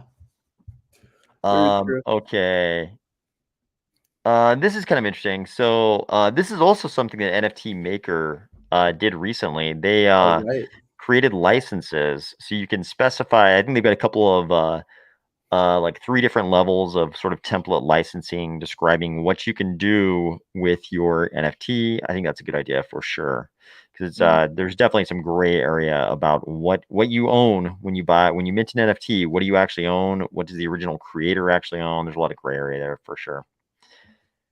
We're so early for NFTs, guys. Like we're like everything that seems cool now, I'm simply following because I think it's going to give us a lot of data, and it's good to have that context for whatever comes in the future. But we are so damn early. What we think is cool now will seem so lame in 5 years. I guarantee it. Like there's Agreed. so much stuff coming to NFTs that will make them more widely adopted, more useful. I I'm only excited because the space keeps getting pushed forward. We are so damn early though. Yeah, I agree. I mean, I think like, I mean, how many years out is it when people are like, so they just gave you a JPEG? you you sent them ADA and they just gave you a JPEG? Bro, we're What's wrong with you so guys? we're to a random person. Uh, You sent a random anonymous person person. ADA and they give you a JPEG and you guys were stoked. And they didn't even have a multi-sig. Yeah, man. It's gonna seem like we were putting blood in the water at where sharks live and jumping in for sure. Yeah, Rick Middleton says, I'm looking forward to getting my Earth Node NFT. I think this is a great trend. Obviously, Rick is talking about World Mobile. This is a great Shout out trend. to We Rick. see projects of all types incorporating NFTs. Liquid has got their Aqua Farmers. Muesli Swap has got their Hungry Cows. And people are doing one of the things that I've always looked forward to the most in Cardano, and that's using NFTs for, you know, function, for utility, doing real things with NFTs. So that's definitely a great theme. I think there's two factions I've discovered in Cardano. One of the factions is really supportive of this because of what you just said. They can add utility using NFTs, and also they can actually tell their brand story through NFTs, and that's going to become more and more useful as Gen Z comes into the space.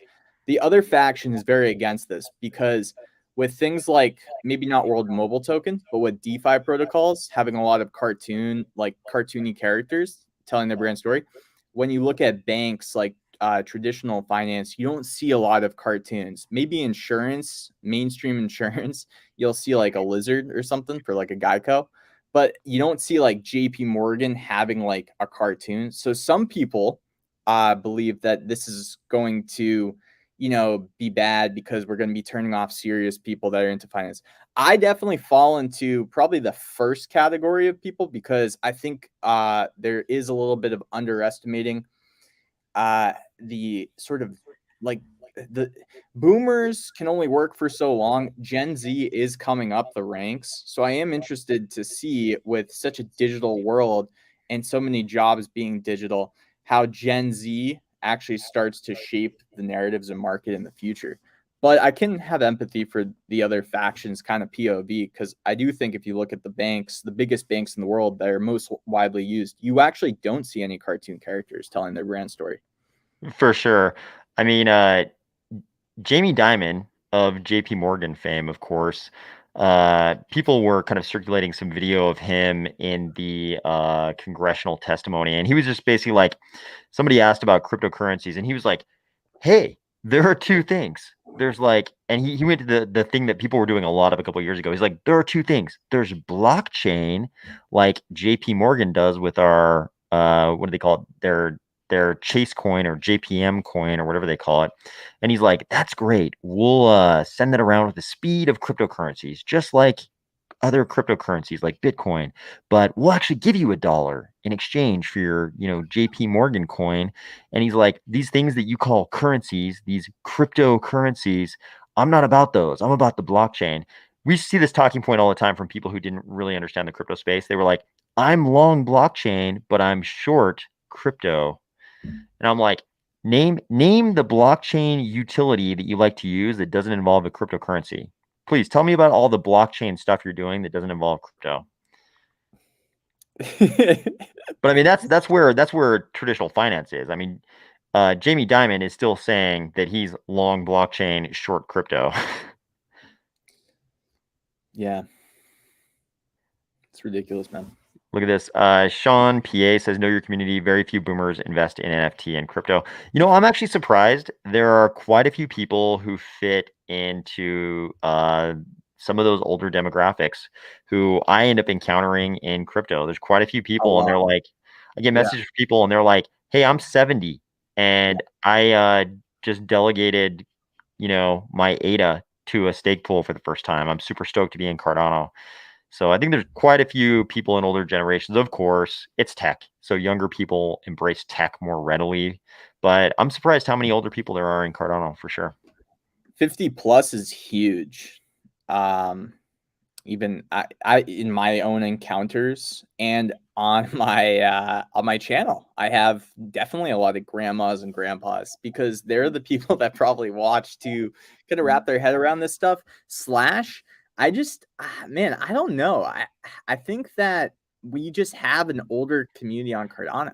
I really do. Like I just think that there's more 50 like and older people that like Cardano in our community then there may be, I could be wrong, in other places I've spent time, for example.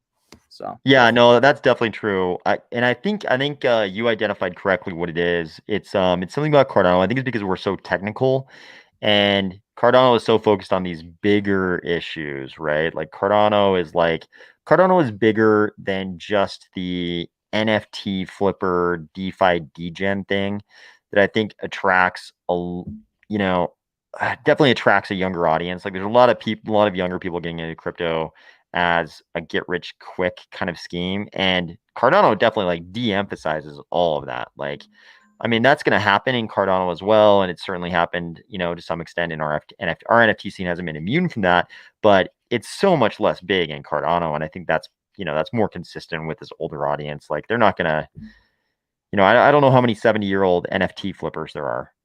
You know what I mean? yeah, But I when you, just when you, looked.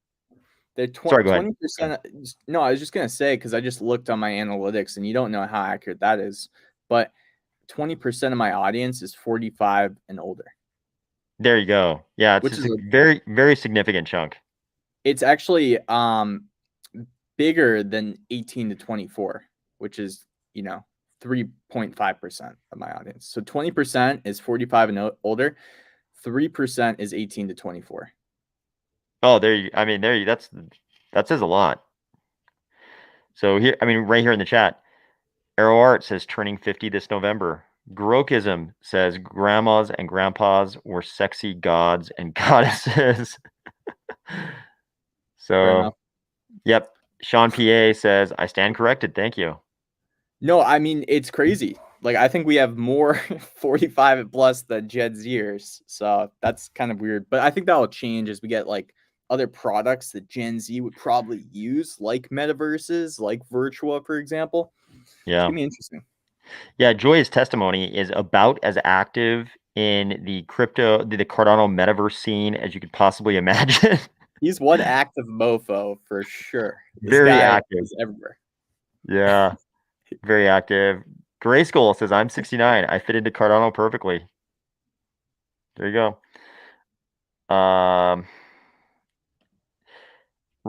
Rookie 111 says, it's crazy. You can get involved in Cardano, find a new life with a 500 million funding instrument for experimentation. Catalyst. Is that how much is in the Catalyst treasury right now? Yeah, Dude, Dorian says he's 47. Mark yeah. says he's 52. Yeah, I mean Cardano is a good place. Good place for people in all age groups, I think. Jonathan made a good point. The next comment, AOS, 18 to 24 don't have the attention span to watch YouTube. That could be it. I mean, it's so funny, man, because I make my content. I don't even I gotta start thinking about the audience more if I have 20%. It's really interesting. But and I mean that as like, speaking to the audience I have more, because that was a surprising statistic for me since I haven't looked in a bit. So it's interesting. I don't think about 45 and older people when I'm making content, bro. So maybe I should start. That's pretty interesting. you, you I can think just I'm talking to somebody like me, but the people that are watching might be, yeah. like in the background, you're just gonna have like sitcoms from the 90s playing in your background. Dude, that would be hilarious. Like, Oh hey my guys, god. you guys remember Malik Yoba from New York Undercover? That was like one of my favorite shows, right? Dude, I can't. Oh. Oh man. Okay. Yeah, passive income says they're 51. Nola O'Malley says 74 and all in. Yeah, Andrew said in Cardano it's in the 30s according to some kind of a Cardano Foundation survey. That makes sense to me. Mm-hmm. Julian's 44. Matasuki says that's facts. NM, hello. Thank you for joining us from Minneapolis. Yeah, I think Lovey actually put it pretty concisely here. It's the vision that attracts the community, and vision extends beyond demographic walls. I think Exactly. if you've got the Yeah. patience, I think kind of a combination of what Lovey's saying here and what was pointed out earlier, that probably the very, very young demographics, maybe they don't have the attention span to watch YouTube. Maybe it's all TikTok. Dude, honestly, I would also say, like, if you're just not an NPC, you probably like Cardano. Like, that's probably the good rule of thumb based on our That's earlier discussion. So, That's right. It's all NPCs over in the EVM world. Hello from Romania. Hello, Florin. Thank you for joining us. oh, NM says they're Romania. 62. Um, okay, Rookie One says I'm 9. Okay. Dude, I don't doubt that there's like 12 and 11-year-old entrepreneurs just absolutely killing the game right now. That have like modded in the Discord, got some funding. I've actually heard this story many times told to me that there are these youths who've taken advantage of the last couple of years to actually make an enormous amount of wealth through working for free for like some Discord, making enough to get to an ETH wallet, and then like trading their way up to having exorbitant amounts of money. So there probably Yeah. will be those entrepreneurs that we hear about in years to come because they just had the funding and they were that early. It's kind of crazy. Yeah, it's kind of insane. What can happen in crypto?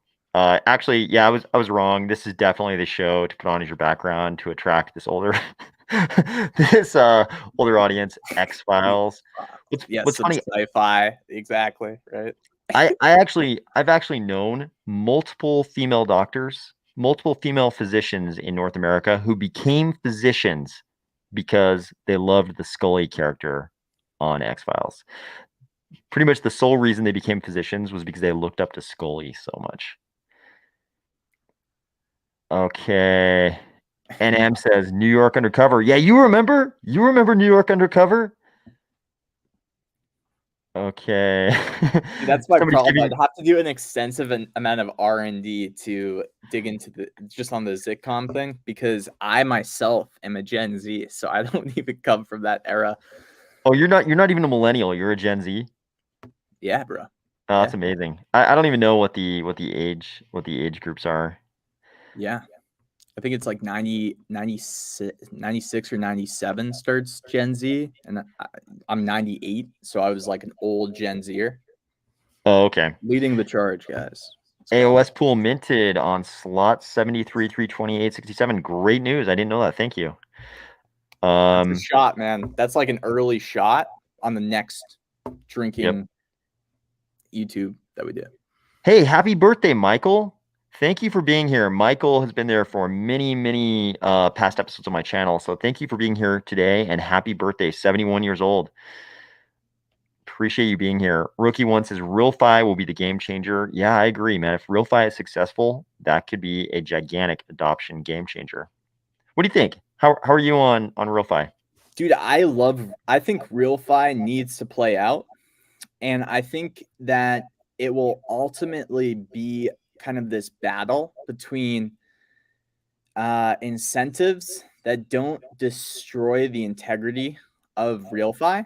And I'm thinking very broadly here. So I'm not trying to talk about any particular project because I actually like what I'm seeing from most projects that I've looked at. But I just think eventually there could be some incentives to keep the revenue flowing without the actual integrity of what it was made for. And I think that will always be a challenge because at the end of the day, RealFi does need to have a core business model behind it that supports it to do whatever initiatives it's trying to solve. So yeah, it to me again comes down to the entrepreneur, the founder. Yep. Yep. I agree with all that. Reaper Some will Crypt. fail, some will work. You know, Yep. just how it probably will go. Yeah, we haven't been through some of those iterations yet where we watch projects we all love fail, but that'll happen. I think it's going to be just like always, it'll be surprising who succeeds and who fails, and it may not be some of our favorite projects that we love will probably fail, and we haven't gone through that whole grieving process yet.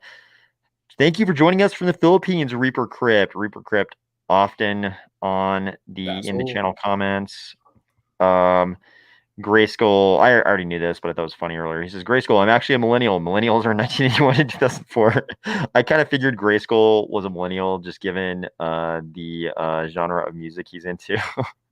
Yeah, But that's yeah, so that's incorrect though, because I know for a fact that Gen Z actually starts around 1996, 1997. But I think that we can debate that, but whatever. okay.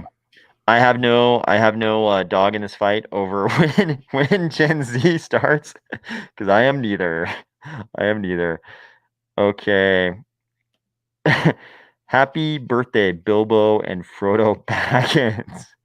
Actually, I was on some kind of a live stream with you. I think it was our 8 hour one, and somebody walked in while I was sitting here, and they asked me if you were the original Spider-Man. Yes, that's correct. They But wanted to know if you were I Tobey Maguire. right. And I also just want to say too, Grayskull, I just Googled it too because you scared me. Ed Grayskull just commented it's 1996. Just don't want any disinformation spreading out there. Grayskull, I appreciate the intellectual honesty. But yes, Tobey Maguire, that's correct. Next Okay, fair question. enough. Okay. Lace IO DApp Store will change crypto. Hmm. Possibly. What do you think about Lace.io versus if it's so good, will it just be the wallet that everybody starts to use? What if Lace is preloaded on Boost mobile phones?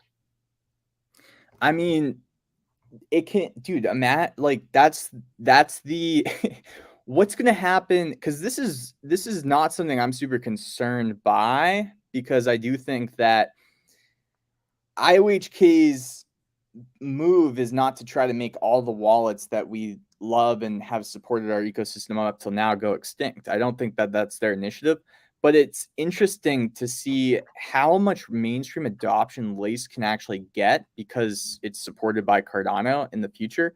And when we start to notice that, what will happen to these other wallets?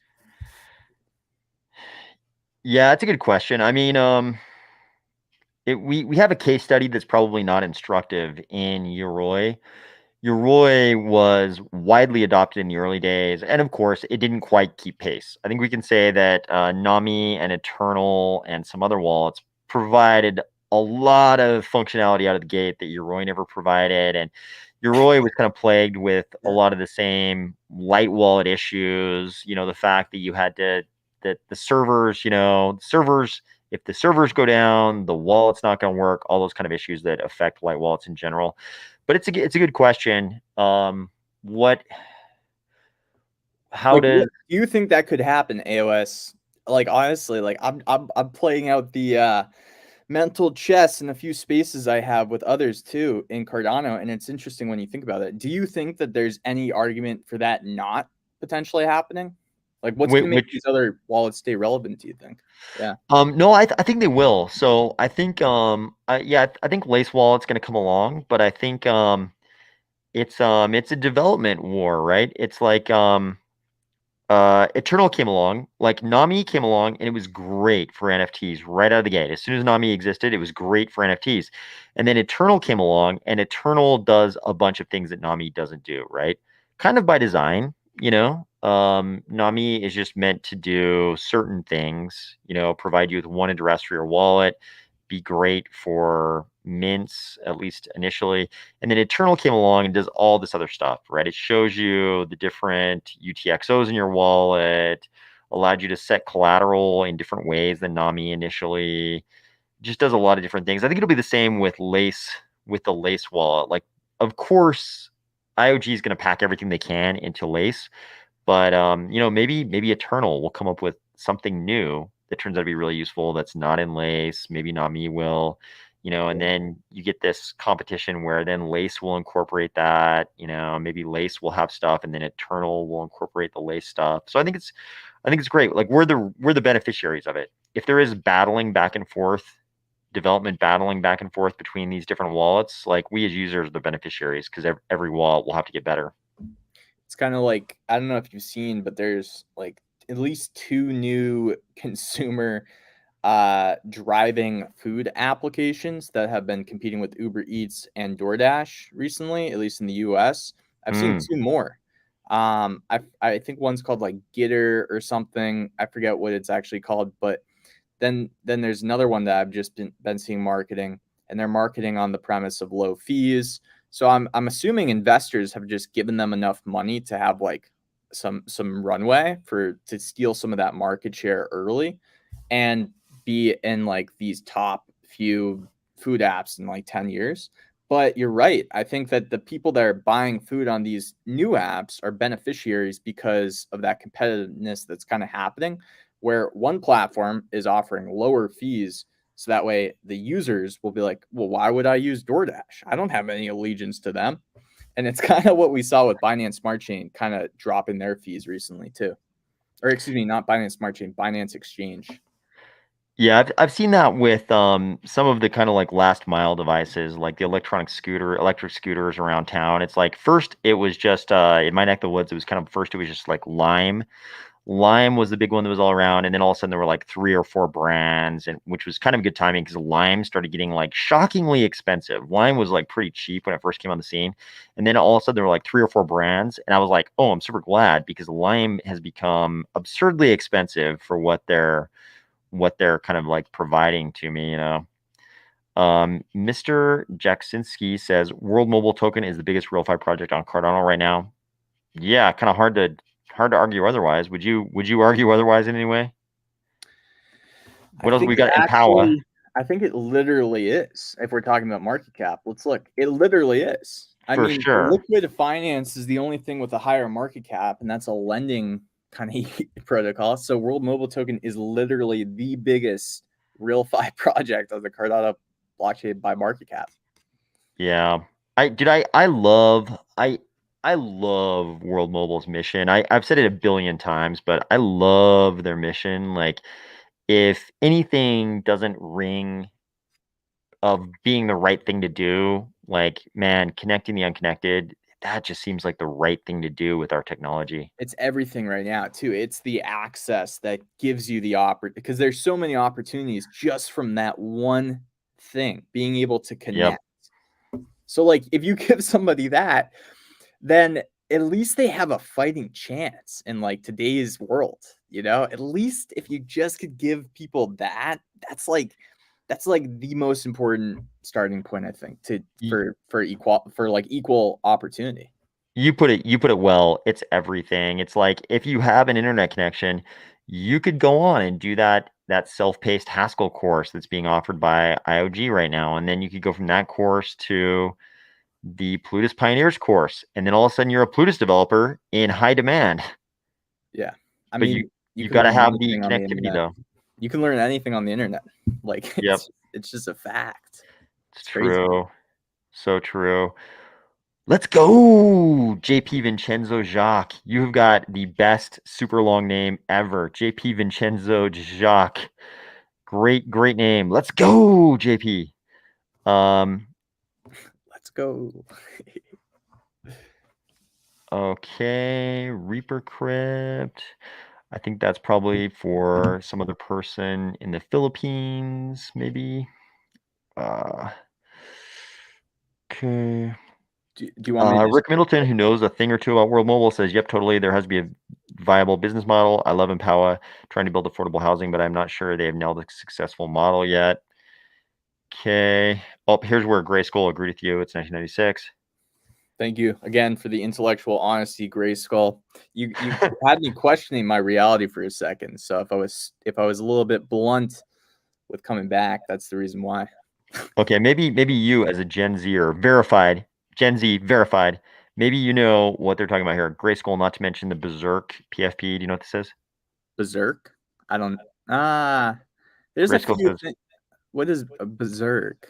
Berserk Unless is the it's like greatest. I'm guts incarnate. What is this? Are you guys talking? Is this some anime stuff? What are we talking unless about it's here? an anime thing, then I mean there's I'm sure that there's an anime called Berserk, but Yep, that is the same Gray Skull who made the Let's Go that you guys are familiar with. The okay. best fan made. Yeah, that was definitely a very very good fan made one.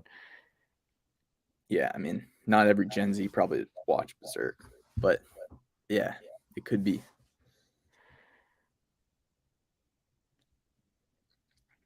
One Piece though. Just gonna give that a shout out real quick. I think you were telling me about this last time, didn't you? On the 8 hour podcast, you told me about One Piece, right? Yeah, it's going pretty crazy right now. It's the longest. It's like the longest anime in history. It's like 1,000 episodes done with really high production value. The amount of money that's gone into it since probably episode like since like halfway through, it's insane. Like the because each episode costs a lot of money, so it's one of the biggest productions in anime history, and it's finally Wow. about to reach its climax. So like this one hero has been on this journey for like 1,000 episodes. Wow. So that's like why I think a lot of people are posting about it right now, because we're getting close to the like the finish line in like the next couple of years. But it's been airing for like 24, 20 years. It's pretty crazy. Wow. Do you think they'll kill the main character? Dude, I don't even know. Like, some people think that the show could get canceled before it finishes, and they're worrying about that. Some people so there's like been a huge amount of people that have come and started watching it recently. So like it's grown by like market cap of viewers for like it's like done like a 2 to 3x in like the last 5 years of Wow. like viewers, and it keeps growing. So it's like very, yeah. It's crazy how IPs can have these resurgences like that. Like I recently watched the Netflix Cyberpunk 2077 anime. It was like a 10 limited series of 10 episodes. And Cyberpunk the game had like a 500% resurgence in users as the Netflix series came out. I love that, by the way. I love that. Like, I think that's gonna happen with NFTs, bro. It's like we're gonna see Mm, that's what Virtua is mm. trying to do. And Gary Bracy, who's the co-founder of Virtua, he was the first entrepreneur to take, when he was working for Ocean, to take a movie, RoboCop, and have the brilliant idea to say, hey, if we license this and turn it into a game, we can sell it to way more people because there's fans already of RoboCop. And then they were the Yeah. first game that sold 1 million units. So he's the co-founder of Virtua, and I think that's like Virtua has said a million times that that's kind of like he's kind of the person behind their angle to do the same thing. Approach movies, approach other types of IP. Hey, look, if we can do something cool in the metaverse and sell units, this could be profitable for you guys to be our partners. And you know how IPs work is interesting too, AOS, because in the example of like a movie to a game, you might see Ocean, when Gary Bracy was working for them, pay a huge advance, and then they get to license the content. They make all the money themselves. But with the metaverse, I think what Gary Bracy has said when I interviewed him too was like they're trying to do it a little differently because the experiences have to be so like crafted in the metaverse. So that's going to cost a lot. That's going to take a lot of time, where they Mm. just want a 50-50 partnership maybe with these movie studios and this other IP that comes in and actually works to build some experience in the some monetizable experience. And then both Virtua and that IP will just split the profits in perpetuity and just work as partners, which I think is actually probably how we're going to see it play out, bro. Yeah, it's gonna be really wild. It'll be a wild leap forward when we see a Netflix series based on an NFT project. I mean, we can all guess which Ethereum NFT project would probably be first, but it'll be another weird leap when we see the first Cardano NFT project that gets when some IP like that gets exploited on that kind of scale. That'll be wild. And imagine the resurgence if we have like a lot of adoption in that IP, like for all the people. If there's a really widely used metaverse and there's an awesome experience that does something with, oh, I don't know, let's just say Pacific Rim, for an example. That's already like kind of a thing. For And people then, that don't know, Virtua has Pacific Rim. yeah, I mean, if there's like a cooler experience to go to the Pacific Rim game or whatever, and we have a lot more adoption than we do currently, and this is all launched, you could see if people would rather go to the experience than actually watch the movie, you could see people that are kind of trying to rank in that game every day and play that game for the Pacific Rim game start to say, wait a second, maybe I should watch the original movie because I've never seen it. And it can work vice versa. So I think it's cool.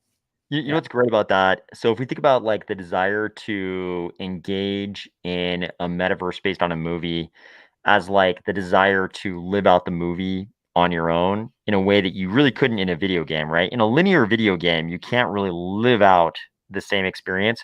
But let's say you have the Pacific Rim IP in your metaverse, you could literally have kaiju emerge from portals in the ocean just at whatever interval you want in the metaverse, and then let all the pilots take their Jaegers out there and fight the kaiju.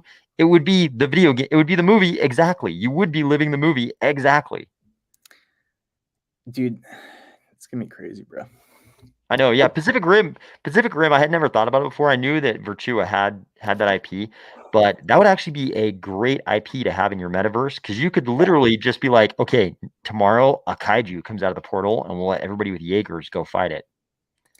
I wonder how much adoption something like virtual will end up getting. I'm honestly curious to find out because if they can literally do events like that where you don't even know until the last minute that this giant beast is going to come and wreck everybody's land plot, I think that that's an interesting phenomenon. So I'm interested to Dude, see how, first of all, how incentivized people are to pay that much attention, how many people will pay that much attention, and yeah, what's going to be the maximum amount of adoption that something like a Virtua has in our lifetime? okay, so think about this. Think about this. We have this genre of video games we call roguelike, right? It's because they keep some elements from that game Rogue that was from like 1983, and one of the elements of that game was permanent death. Like you die and you lose everything, right? So what if we have these events like this in a metaverse like Virtua, and the kaiju comes out of the water, and if he comes over and wrecks your house, your like villa NFT is actually damaged. Like it's damaged forever. So the people in the metaverse actually have an incentive to go out and fight the kaiju because it's like permanent death. It's like the status of your buildings on your parcel are roguelike. Like you can experience Some permanent death of your house. passive investor is going to come back to the platform and be like, "What the hell happened? Like, where's my villa?" Like, Nobody a said a year from now. Godzilla was gonna step on my house. Like I want game elements, but I don't want to be losing my property. It's like their investment is like worth like 25% as much as it would be. But I mean, you get Yeah. this great sense of community though, because people would be like, even if you only had like like 20 Jaegers in the metaverse, when a kaiju pops out of the portal, people would be like, yo, go kill that right now. I don't want Godzilla stepping on my NFT over here. I think that kind of realism and consequence, it's going to be super important. Uh, I see it playing out a little bit different. I see it playing out as like, if you want to participate in this event, you need to have on you a certain amount of things. Maybe 50 ADA, maybe a type of resource, like an amount of that resource. And if you die when you're participating in this event, you actually lose that resource. And then whoever kills you or whoever wins the event, depending on what type of event it is, if it's team versus team, then you could kind of have like the winning team get a little portion of everyone's that dies, but you could also have like the final person that wins get like a large portion. Uh, Mm. you could kind of keep that realism as long as people are signing like a smart contract saying, "Hey, I acknowledge that if I come with like this amount of resources and I die, I'm done. Like my resources were locked in a smart contract. I'm fine with that, and they can be directed however people want." I think that would be super engaging, and people probably like that element of risk and realism that you're kind of talking about there. Yeah, I mean, you could just make it a condition of the mint and, say like, hey, you have control over these resources, but they're going to be deposited in the smart contract, and here are the conditions on which you could lose those resources. Yeah, that's probably how something like that would have to play out, right? Yeah. Yeah, you need them to know up front, like you need them to know up front. And like you said, you have to have custody of the assets to like impair the assets or Yeah, transfer to the assets enforce. away. Yeah. That's why Virtua couldn't really do this with the kaiju destroying your house because they would need custody of your life. Well, I mean, I guess they could do it on their end on the servers. They could just keep tracking their servers like, oh, that house got messed up. Sorry, bro, your house is now has no wall. Dude, I just had a wicked funny idea. What if, like, if you don't have any ADA to lock up as collateral or your resources, you eventually get down to the point where you have to actually put your house up and lock that in the smart contract to participate in the event, or like a small piece of your house until slowly but steadily the kaijus just take everything. so, we could have Like, like beggars on the streets of this fictional metaverse we're talking about because they lost everything to the kaiju. like People would you literally lost a chunk of my house. be like standing on the corner in the metaverse because a kaiju stepped on your house. I mean, this is possible in this universe we're describing. This is possible. How about this? Rick Middleton says the most common Cardano wallet will likely be the one built into the World Mobile app on millions of smartphones in Africa and beyond.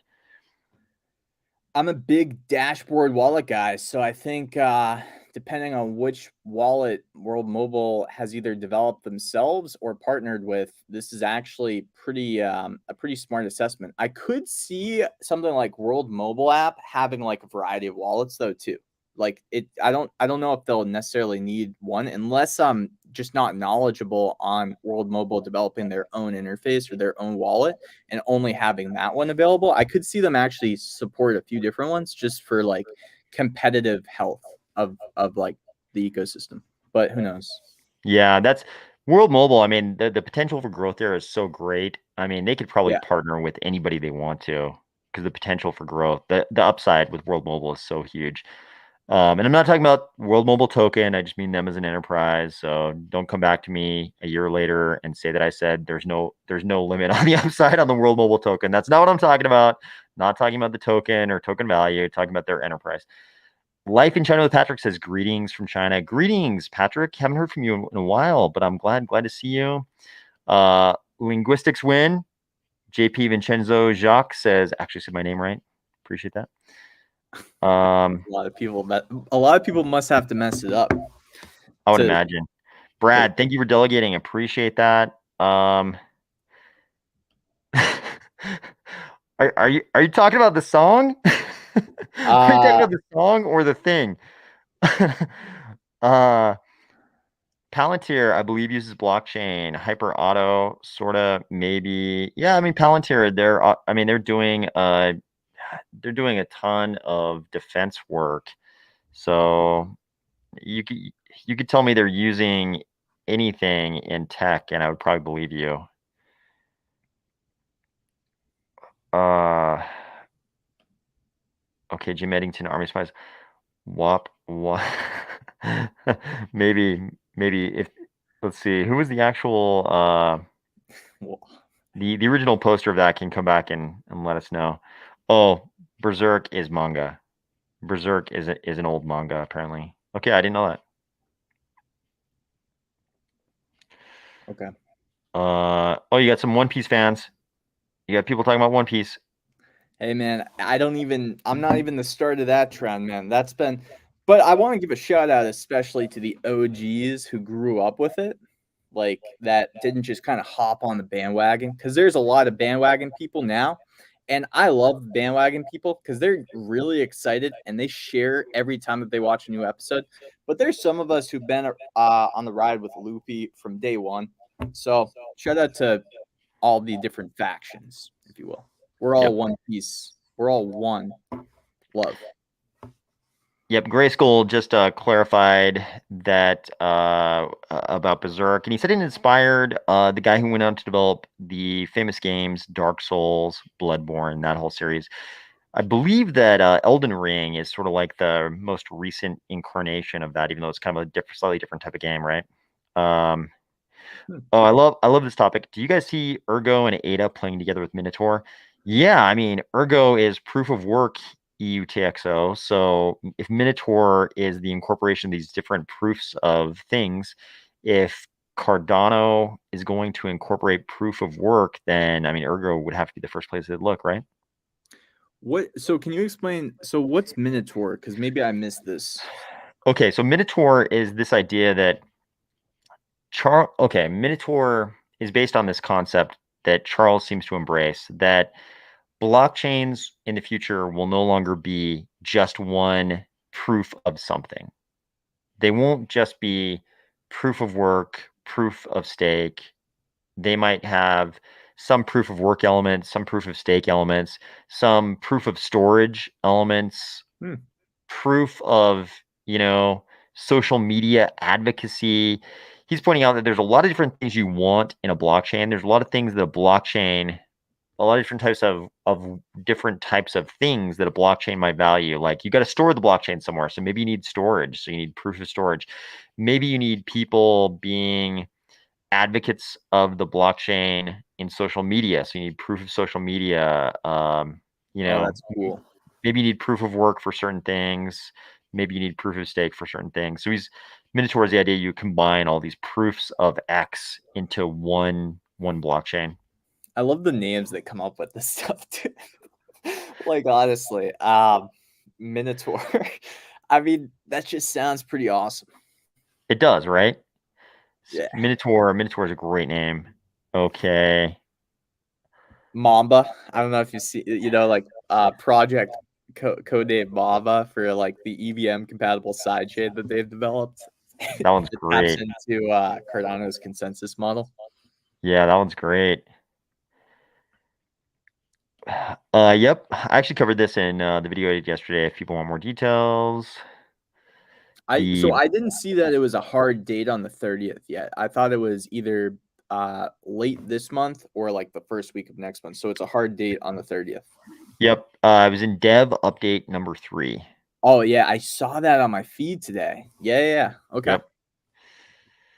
Okay. Uh, Jason Payne, what's up? Thank you for joining. Is that Cardanians like the project, like the Rad project, I'm not or sure. just Cardano people maybe? Yeah, maybe just meant Cardano people. Sean Rayburn says 50 and love the Cardano vision, and you guys are all 50-year-old younger selves. Cool. Good point. Yeah, we'll all be 50 one day if we're lucky. If you get in the wrong kind of accident, you may not make it. So congratulations for making it, Sean. I hope I do too. Yeah, me too. I got a long way to hopefully go. Okay. Okay. Yep. We're getting more. Okay. Oh, no.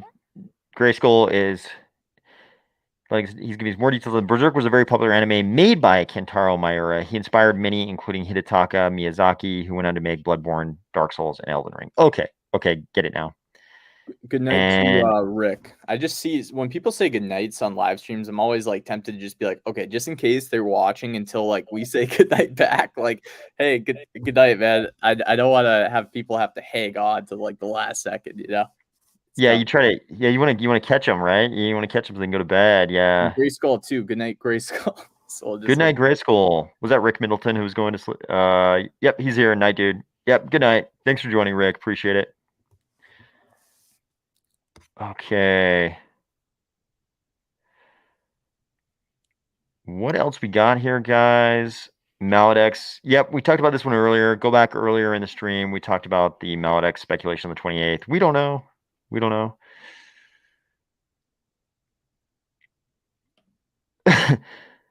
Boomers already named this space the Matrix.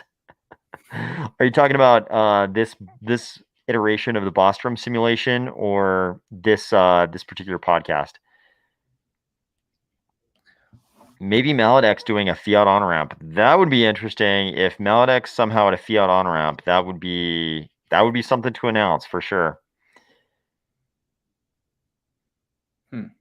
Do you know anything about micro-DAOs from Quinn, Ancient Kraken? I don't know anything about this. A micro DAO?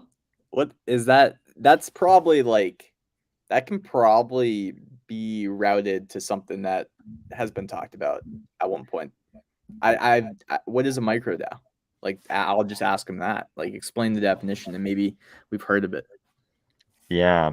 I've never heard that terminology though, but I've spent a lot of time around DAO people, so I would assume that unless it's a completely novel thing, we might know an iteration of it. That's how I'm taking it. I'm taking it as a novel innovation from Ancient Kraken. We got a question earlier. Will I forgot to put it on the screen. Will Lace Wallet kill ADA handles? So I think that's Why? a Why reference would they? to the probable incorporation of digital identity into Lace Wallet. Will that kill ADA handles? Well, I think a digital identity, you're not going to be able to make your own like the way I see ADA handles is much bigger than unless so the subdomains, the sub ADA handles. Let's just play it out. Yeah. Can you take your digital identity, or better yet, if you have a digital identity for a business, right? And it's like, can you make a digital identity for a business and give employees a sub digital identity that work for your business? And is it even the same use case? Because to me, I think where ADA handle has just expanded and what they've done now is started to create, maybe they've started to dig the trench to create a moat around themselves by expanding to something more than just an easier wallet address. I don't think that the moat has completely filled with water, but if digital identities can't potentially do that extra aspect that ADA handles can do, then they've started to dig a moat, and I think ADA handles could actually see a lot of success in the future because of that. Yeah, that's a really good point. I mean, obviously, I don't think that I don't think IOG is aiming to have something like subhandles with Lace and subhandles alone. I mean, that's enough functionality to to maintain the capture of a lot of attention with ADA handles. So yeah, I agree. I think I, they have started to dig a moat, bro. Honestly, like it's kind of cool to see certain projects dig themselves a moat. Like Virtua, their IP angle is very unique. I think that's a bit of a moat if they can pull off all the 3D development. And I think that's what's good to look for in Web3 projects, which things kind of have started to dig themselves a moat. If World Mobile Token starts to expand and get widely adopted, more legitimized, I could see them having a bit of a moat. oh yeah, yeah. World Mobile. I mean, once they get all their sort of hardware infrastructure in place, I mean, that's a very serious mode. Having Yeah. real world hardware on top of buildings and on top of poles, and yeah, that takes something. And like they pointed out a million times, it's like the traditional telecom operators aren't willing to go do the same things in the same places. So, Jonathan, catch you in the morning. Thank you so much for joining. Dude, Um, I think Jonathan was the one that thought we were NPCs too. Jonathan, we are NPCs, man. Just keep playing the game. You're almost leveling up, man. yeah, that's right. You're almost at the next level. You're about to open up a whole new territory. There's a whole nother continent on the map you haven't seen yet. Cardano says, I was assuming Lace and Atala Prism would interoperate with handles. Yeah, I mean that would make sense if Lace and Atala all of a sudden incorporated ADA handles.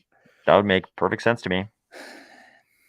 I don't see digital identities having the same use case as ADA handles. I think if the blockchain is sort of like this computing system, then ADA handles are domains to that blockchain. So I think there's a lot of use cases that we haven't even thought of yet. But there's a reason why we've seen ENS domains, we've seen ADA handles. There's other things that these guys probably see in the future. It'd be a cool interview. I would love to interview the ADA handle team actually, just to get their like longer term vision and what separates what they're trying to do from something like a digital identity a bit more, because that seems to be the most common confusion just from hearing some comments, like comparing it to a digital identity. I think it's very different. Yeah, so I mean, obviously by definition, it is an identity that's digital, but I agree with you. I think what IOG is aiming for with Atala and any digital identity integration into Lace Wallet would be a digital identity that is consistent with the needs of KYC AML. So it's like you would have that incorporated in your Lace Wallet, and then if you needed to do something that required KYC AML, you could be like, hey, whatever, fiat on ramp or whatever it is, here's my real KYC AML credentials. And then you could instantly provide that using Lace Wallet. Whereas you Yeah. probably wouldn't want to permanently attach that to your ADA handle, No. right? You don't want your address attached to your ADA handle. So maybe they are like rather different use cases. Yeah, the digital identity will have real world references to your actual identity, where an ADA handle could be like a property, right? And we could treat it like a property that we can own, sell, utilize, but it's not something that has references to myself, like my actual self, like in the real world. It's kind of like your incognito tab in Chrome. It's like your significant other comes in and they're like, "Hey, That's so funny I because it's noticed your actually true. laptop. I noticed you had the incognito tab up on your laptop." And you're like, "That wasn't me. Well, I That was think yeah, that was my ADA handle. My ADA, that wasn't my KYC digital identity that had an incognito tab up. That was my ADA handle. I am not responsible for anything that happens over there in an incognito tab world."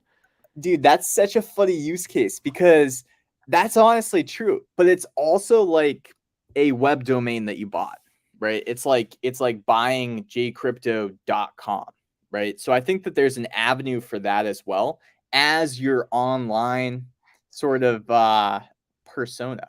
So that's so funny Yeah. that you mentioned it because I think that you're right. Like it's a fair point. Yeah, man. Okay. How about this one? What do you think about Charles talking about interoperability in and out Cardano metaverses into others? So, maybe the easiest way to talk about this, maybe there's several different levels of this, but you Yeah. could talk about going from Cardano metaverses to other blockchains metaverses. Probably the simpler discussion that's maybe better for today is just going between metaverses within Cardano. Like, how do we go from what are the chances we can go from Virtua to Pavia to Cornucopias to Cardistation to Ada Realm to Cardania to what's another metaverse? Bro. So many, right? What do you Dude, think? What do you think about the idea, though? yeah, so there's a couple ways this can actually happen. I think that there's two main sort of thought experiments around this. The first one is a wallet standard, and then the second one could be like an asset standard. So basically, you need a vehicle that can bring your assets from one metaverse to another, because otherwise it's just like using the same avatar, which you don't actually need to go like from one metaverse to another if you're not bringing any assets with you, if you're not using any of the same assets. So I think we're really talking about assets that have some kind of functionality or use case in a metaverse and bringing that with you like it was an actual property that you bring with you in real life. So you need a vehicle to bring an asset from, let's say, Cornucopias to another metaverse. And why I say that is because if there's a metaverse like Cornucopias and they're using Unreal Engine, they have maybe different sort of standards that need to be met from like the asset level and different rules for like the game utility of that asset, then you need that vehicle that brings the asset from Cornucopias to Pavia to be able to interpret what the actual asset can do in Cornucopias and what it can actually do in Pavia. So if we go this route of a wallet standard, then what you might see is a wallet company maybe that will do all that work for the metaverses and integrate with the metaverses. So they will make sure that the asset creator has designed the asset in multiple ways. So that way it can literally go from Cornucopias to Pavia and back. and have a different functionality that matches both metaverses. I believe that that's a ton of work. So I don't know if we're going to see that successfully pulled off, but there are actually multiple initiatives that are working on a wallet standard. Now, there's this other thought that there could be an asset standard, which could be a little bit more open source, and we might see multiple different, once an asset standard is developed, we could see it get open sourced and many different asset standards developed and then integrated with each metaverse. Because what you can do on Cardano is really interesting. You can actually make an NFT that is literally like a smart contract. And I've talked with a dev that's actually like slowly, they're wicked busy, but they're slowly working on this. And eventually they want to actually make this where I have an asset, it's an NFT, and I can send other NFTs to the asset because this NFT is actually just a smart contract that holds NFTs.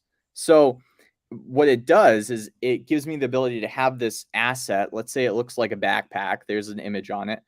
And I can send things to its smart contract address, and it can just hold a bunch of stuff. So that could be the vehicle. And then you could build into the metadata, and you could integrate with certain metaverses to basically, depending on the metaverse this asset's in, act differently. So that way, if the 3D artist designed that asset to have multiple files, so it has one for Cornucopius's style guide, it has one for Pavia's style guide, then as soon as it recognizes that it's in one of these other environments, it just immediately changes into an asset that can function in the way it's supposed to for that next environment. So I think that's really how it's going to probably play out mostly, because then you can have a bunch of different companies making an asset standard, and it's going to be pretty cool. I think when people realize how much you can actually do with Cardano NFTs just from having an NFT that's actually just a smart contract that can hold stuff, that's a pretty cool use case in and of itself.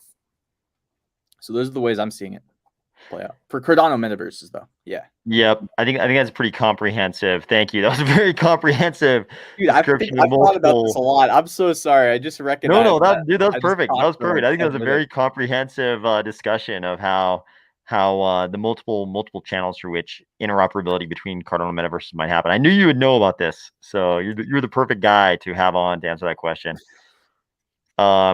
Okay, so people are giving us some clarification here. Lace incorporates handles. They don't compete. And also, people going to Rare Bloom might like this. If you're going to Rare Bloom, Ada Handle is giving out hoodies to those with handles.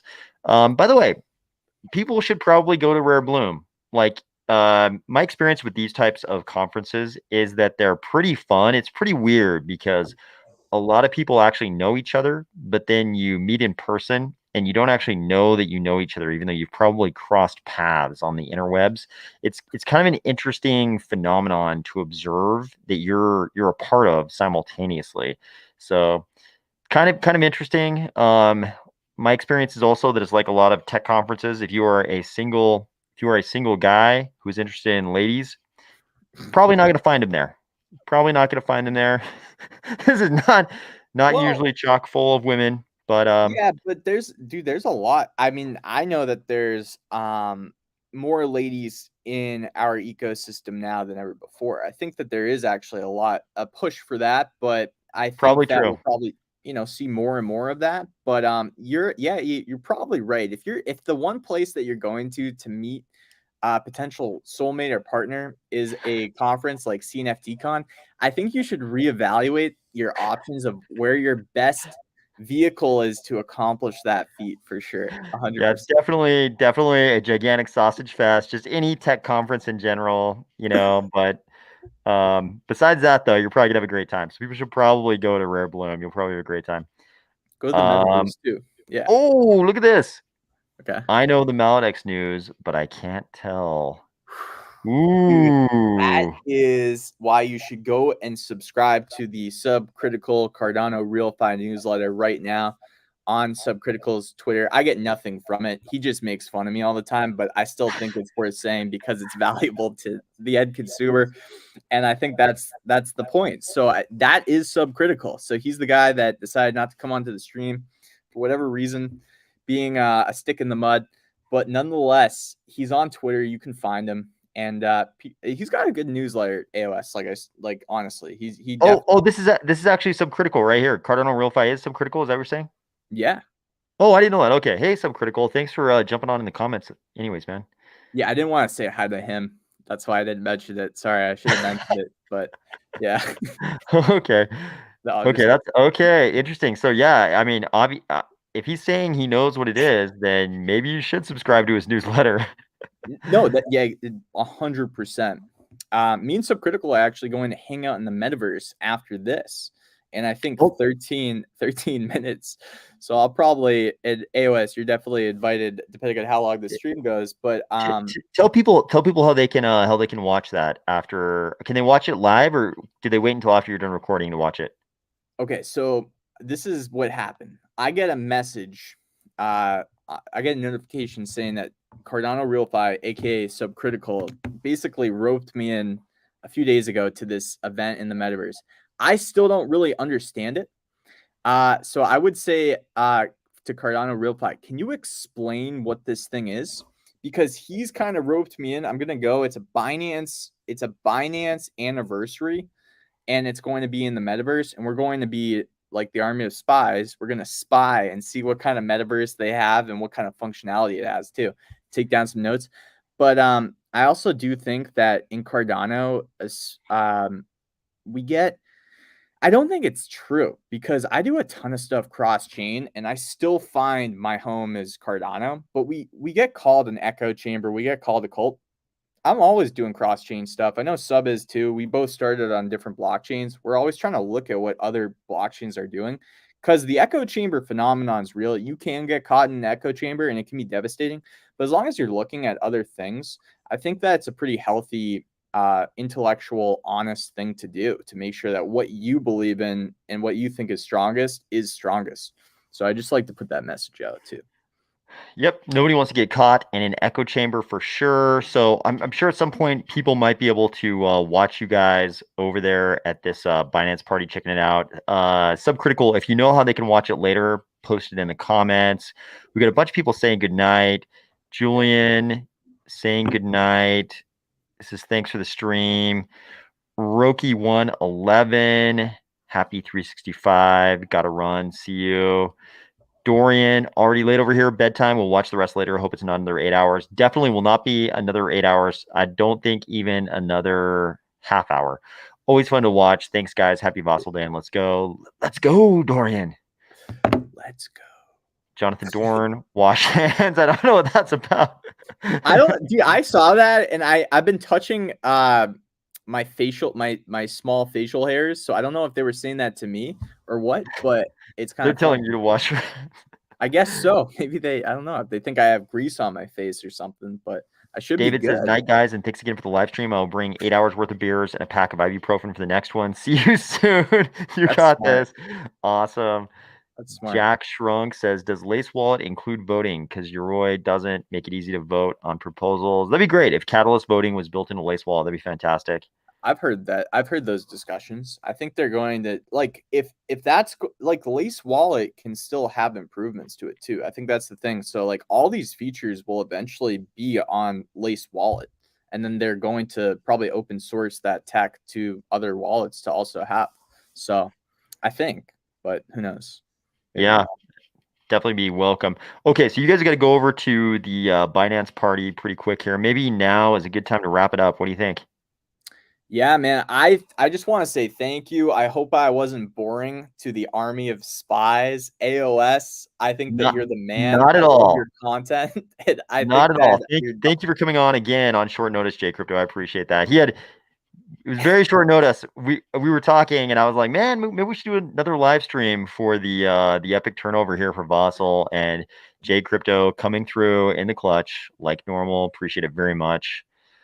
Daniel Claudio says, wow, thanks guys. That was kick ass. Thank you. Thank you, Daniel. Okay. I guess we can sign off. all right. So So what do you always say? I hope you have a great rest of your week.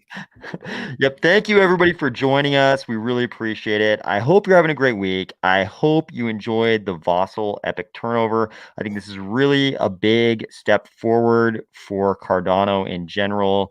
Very enjoyable to spend this time with everybody. Hope you're having a great week, and I'll talk to you not tomorrow, but probably next week. So Thanks, your crypto. awesome, man.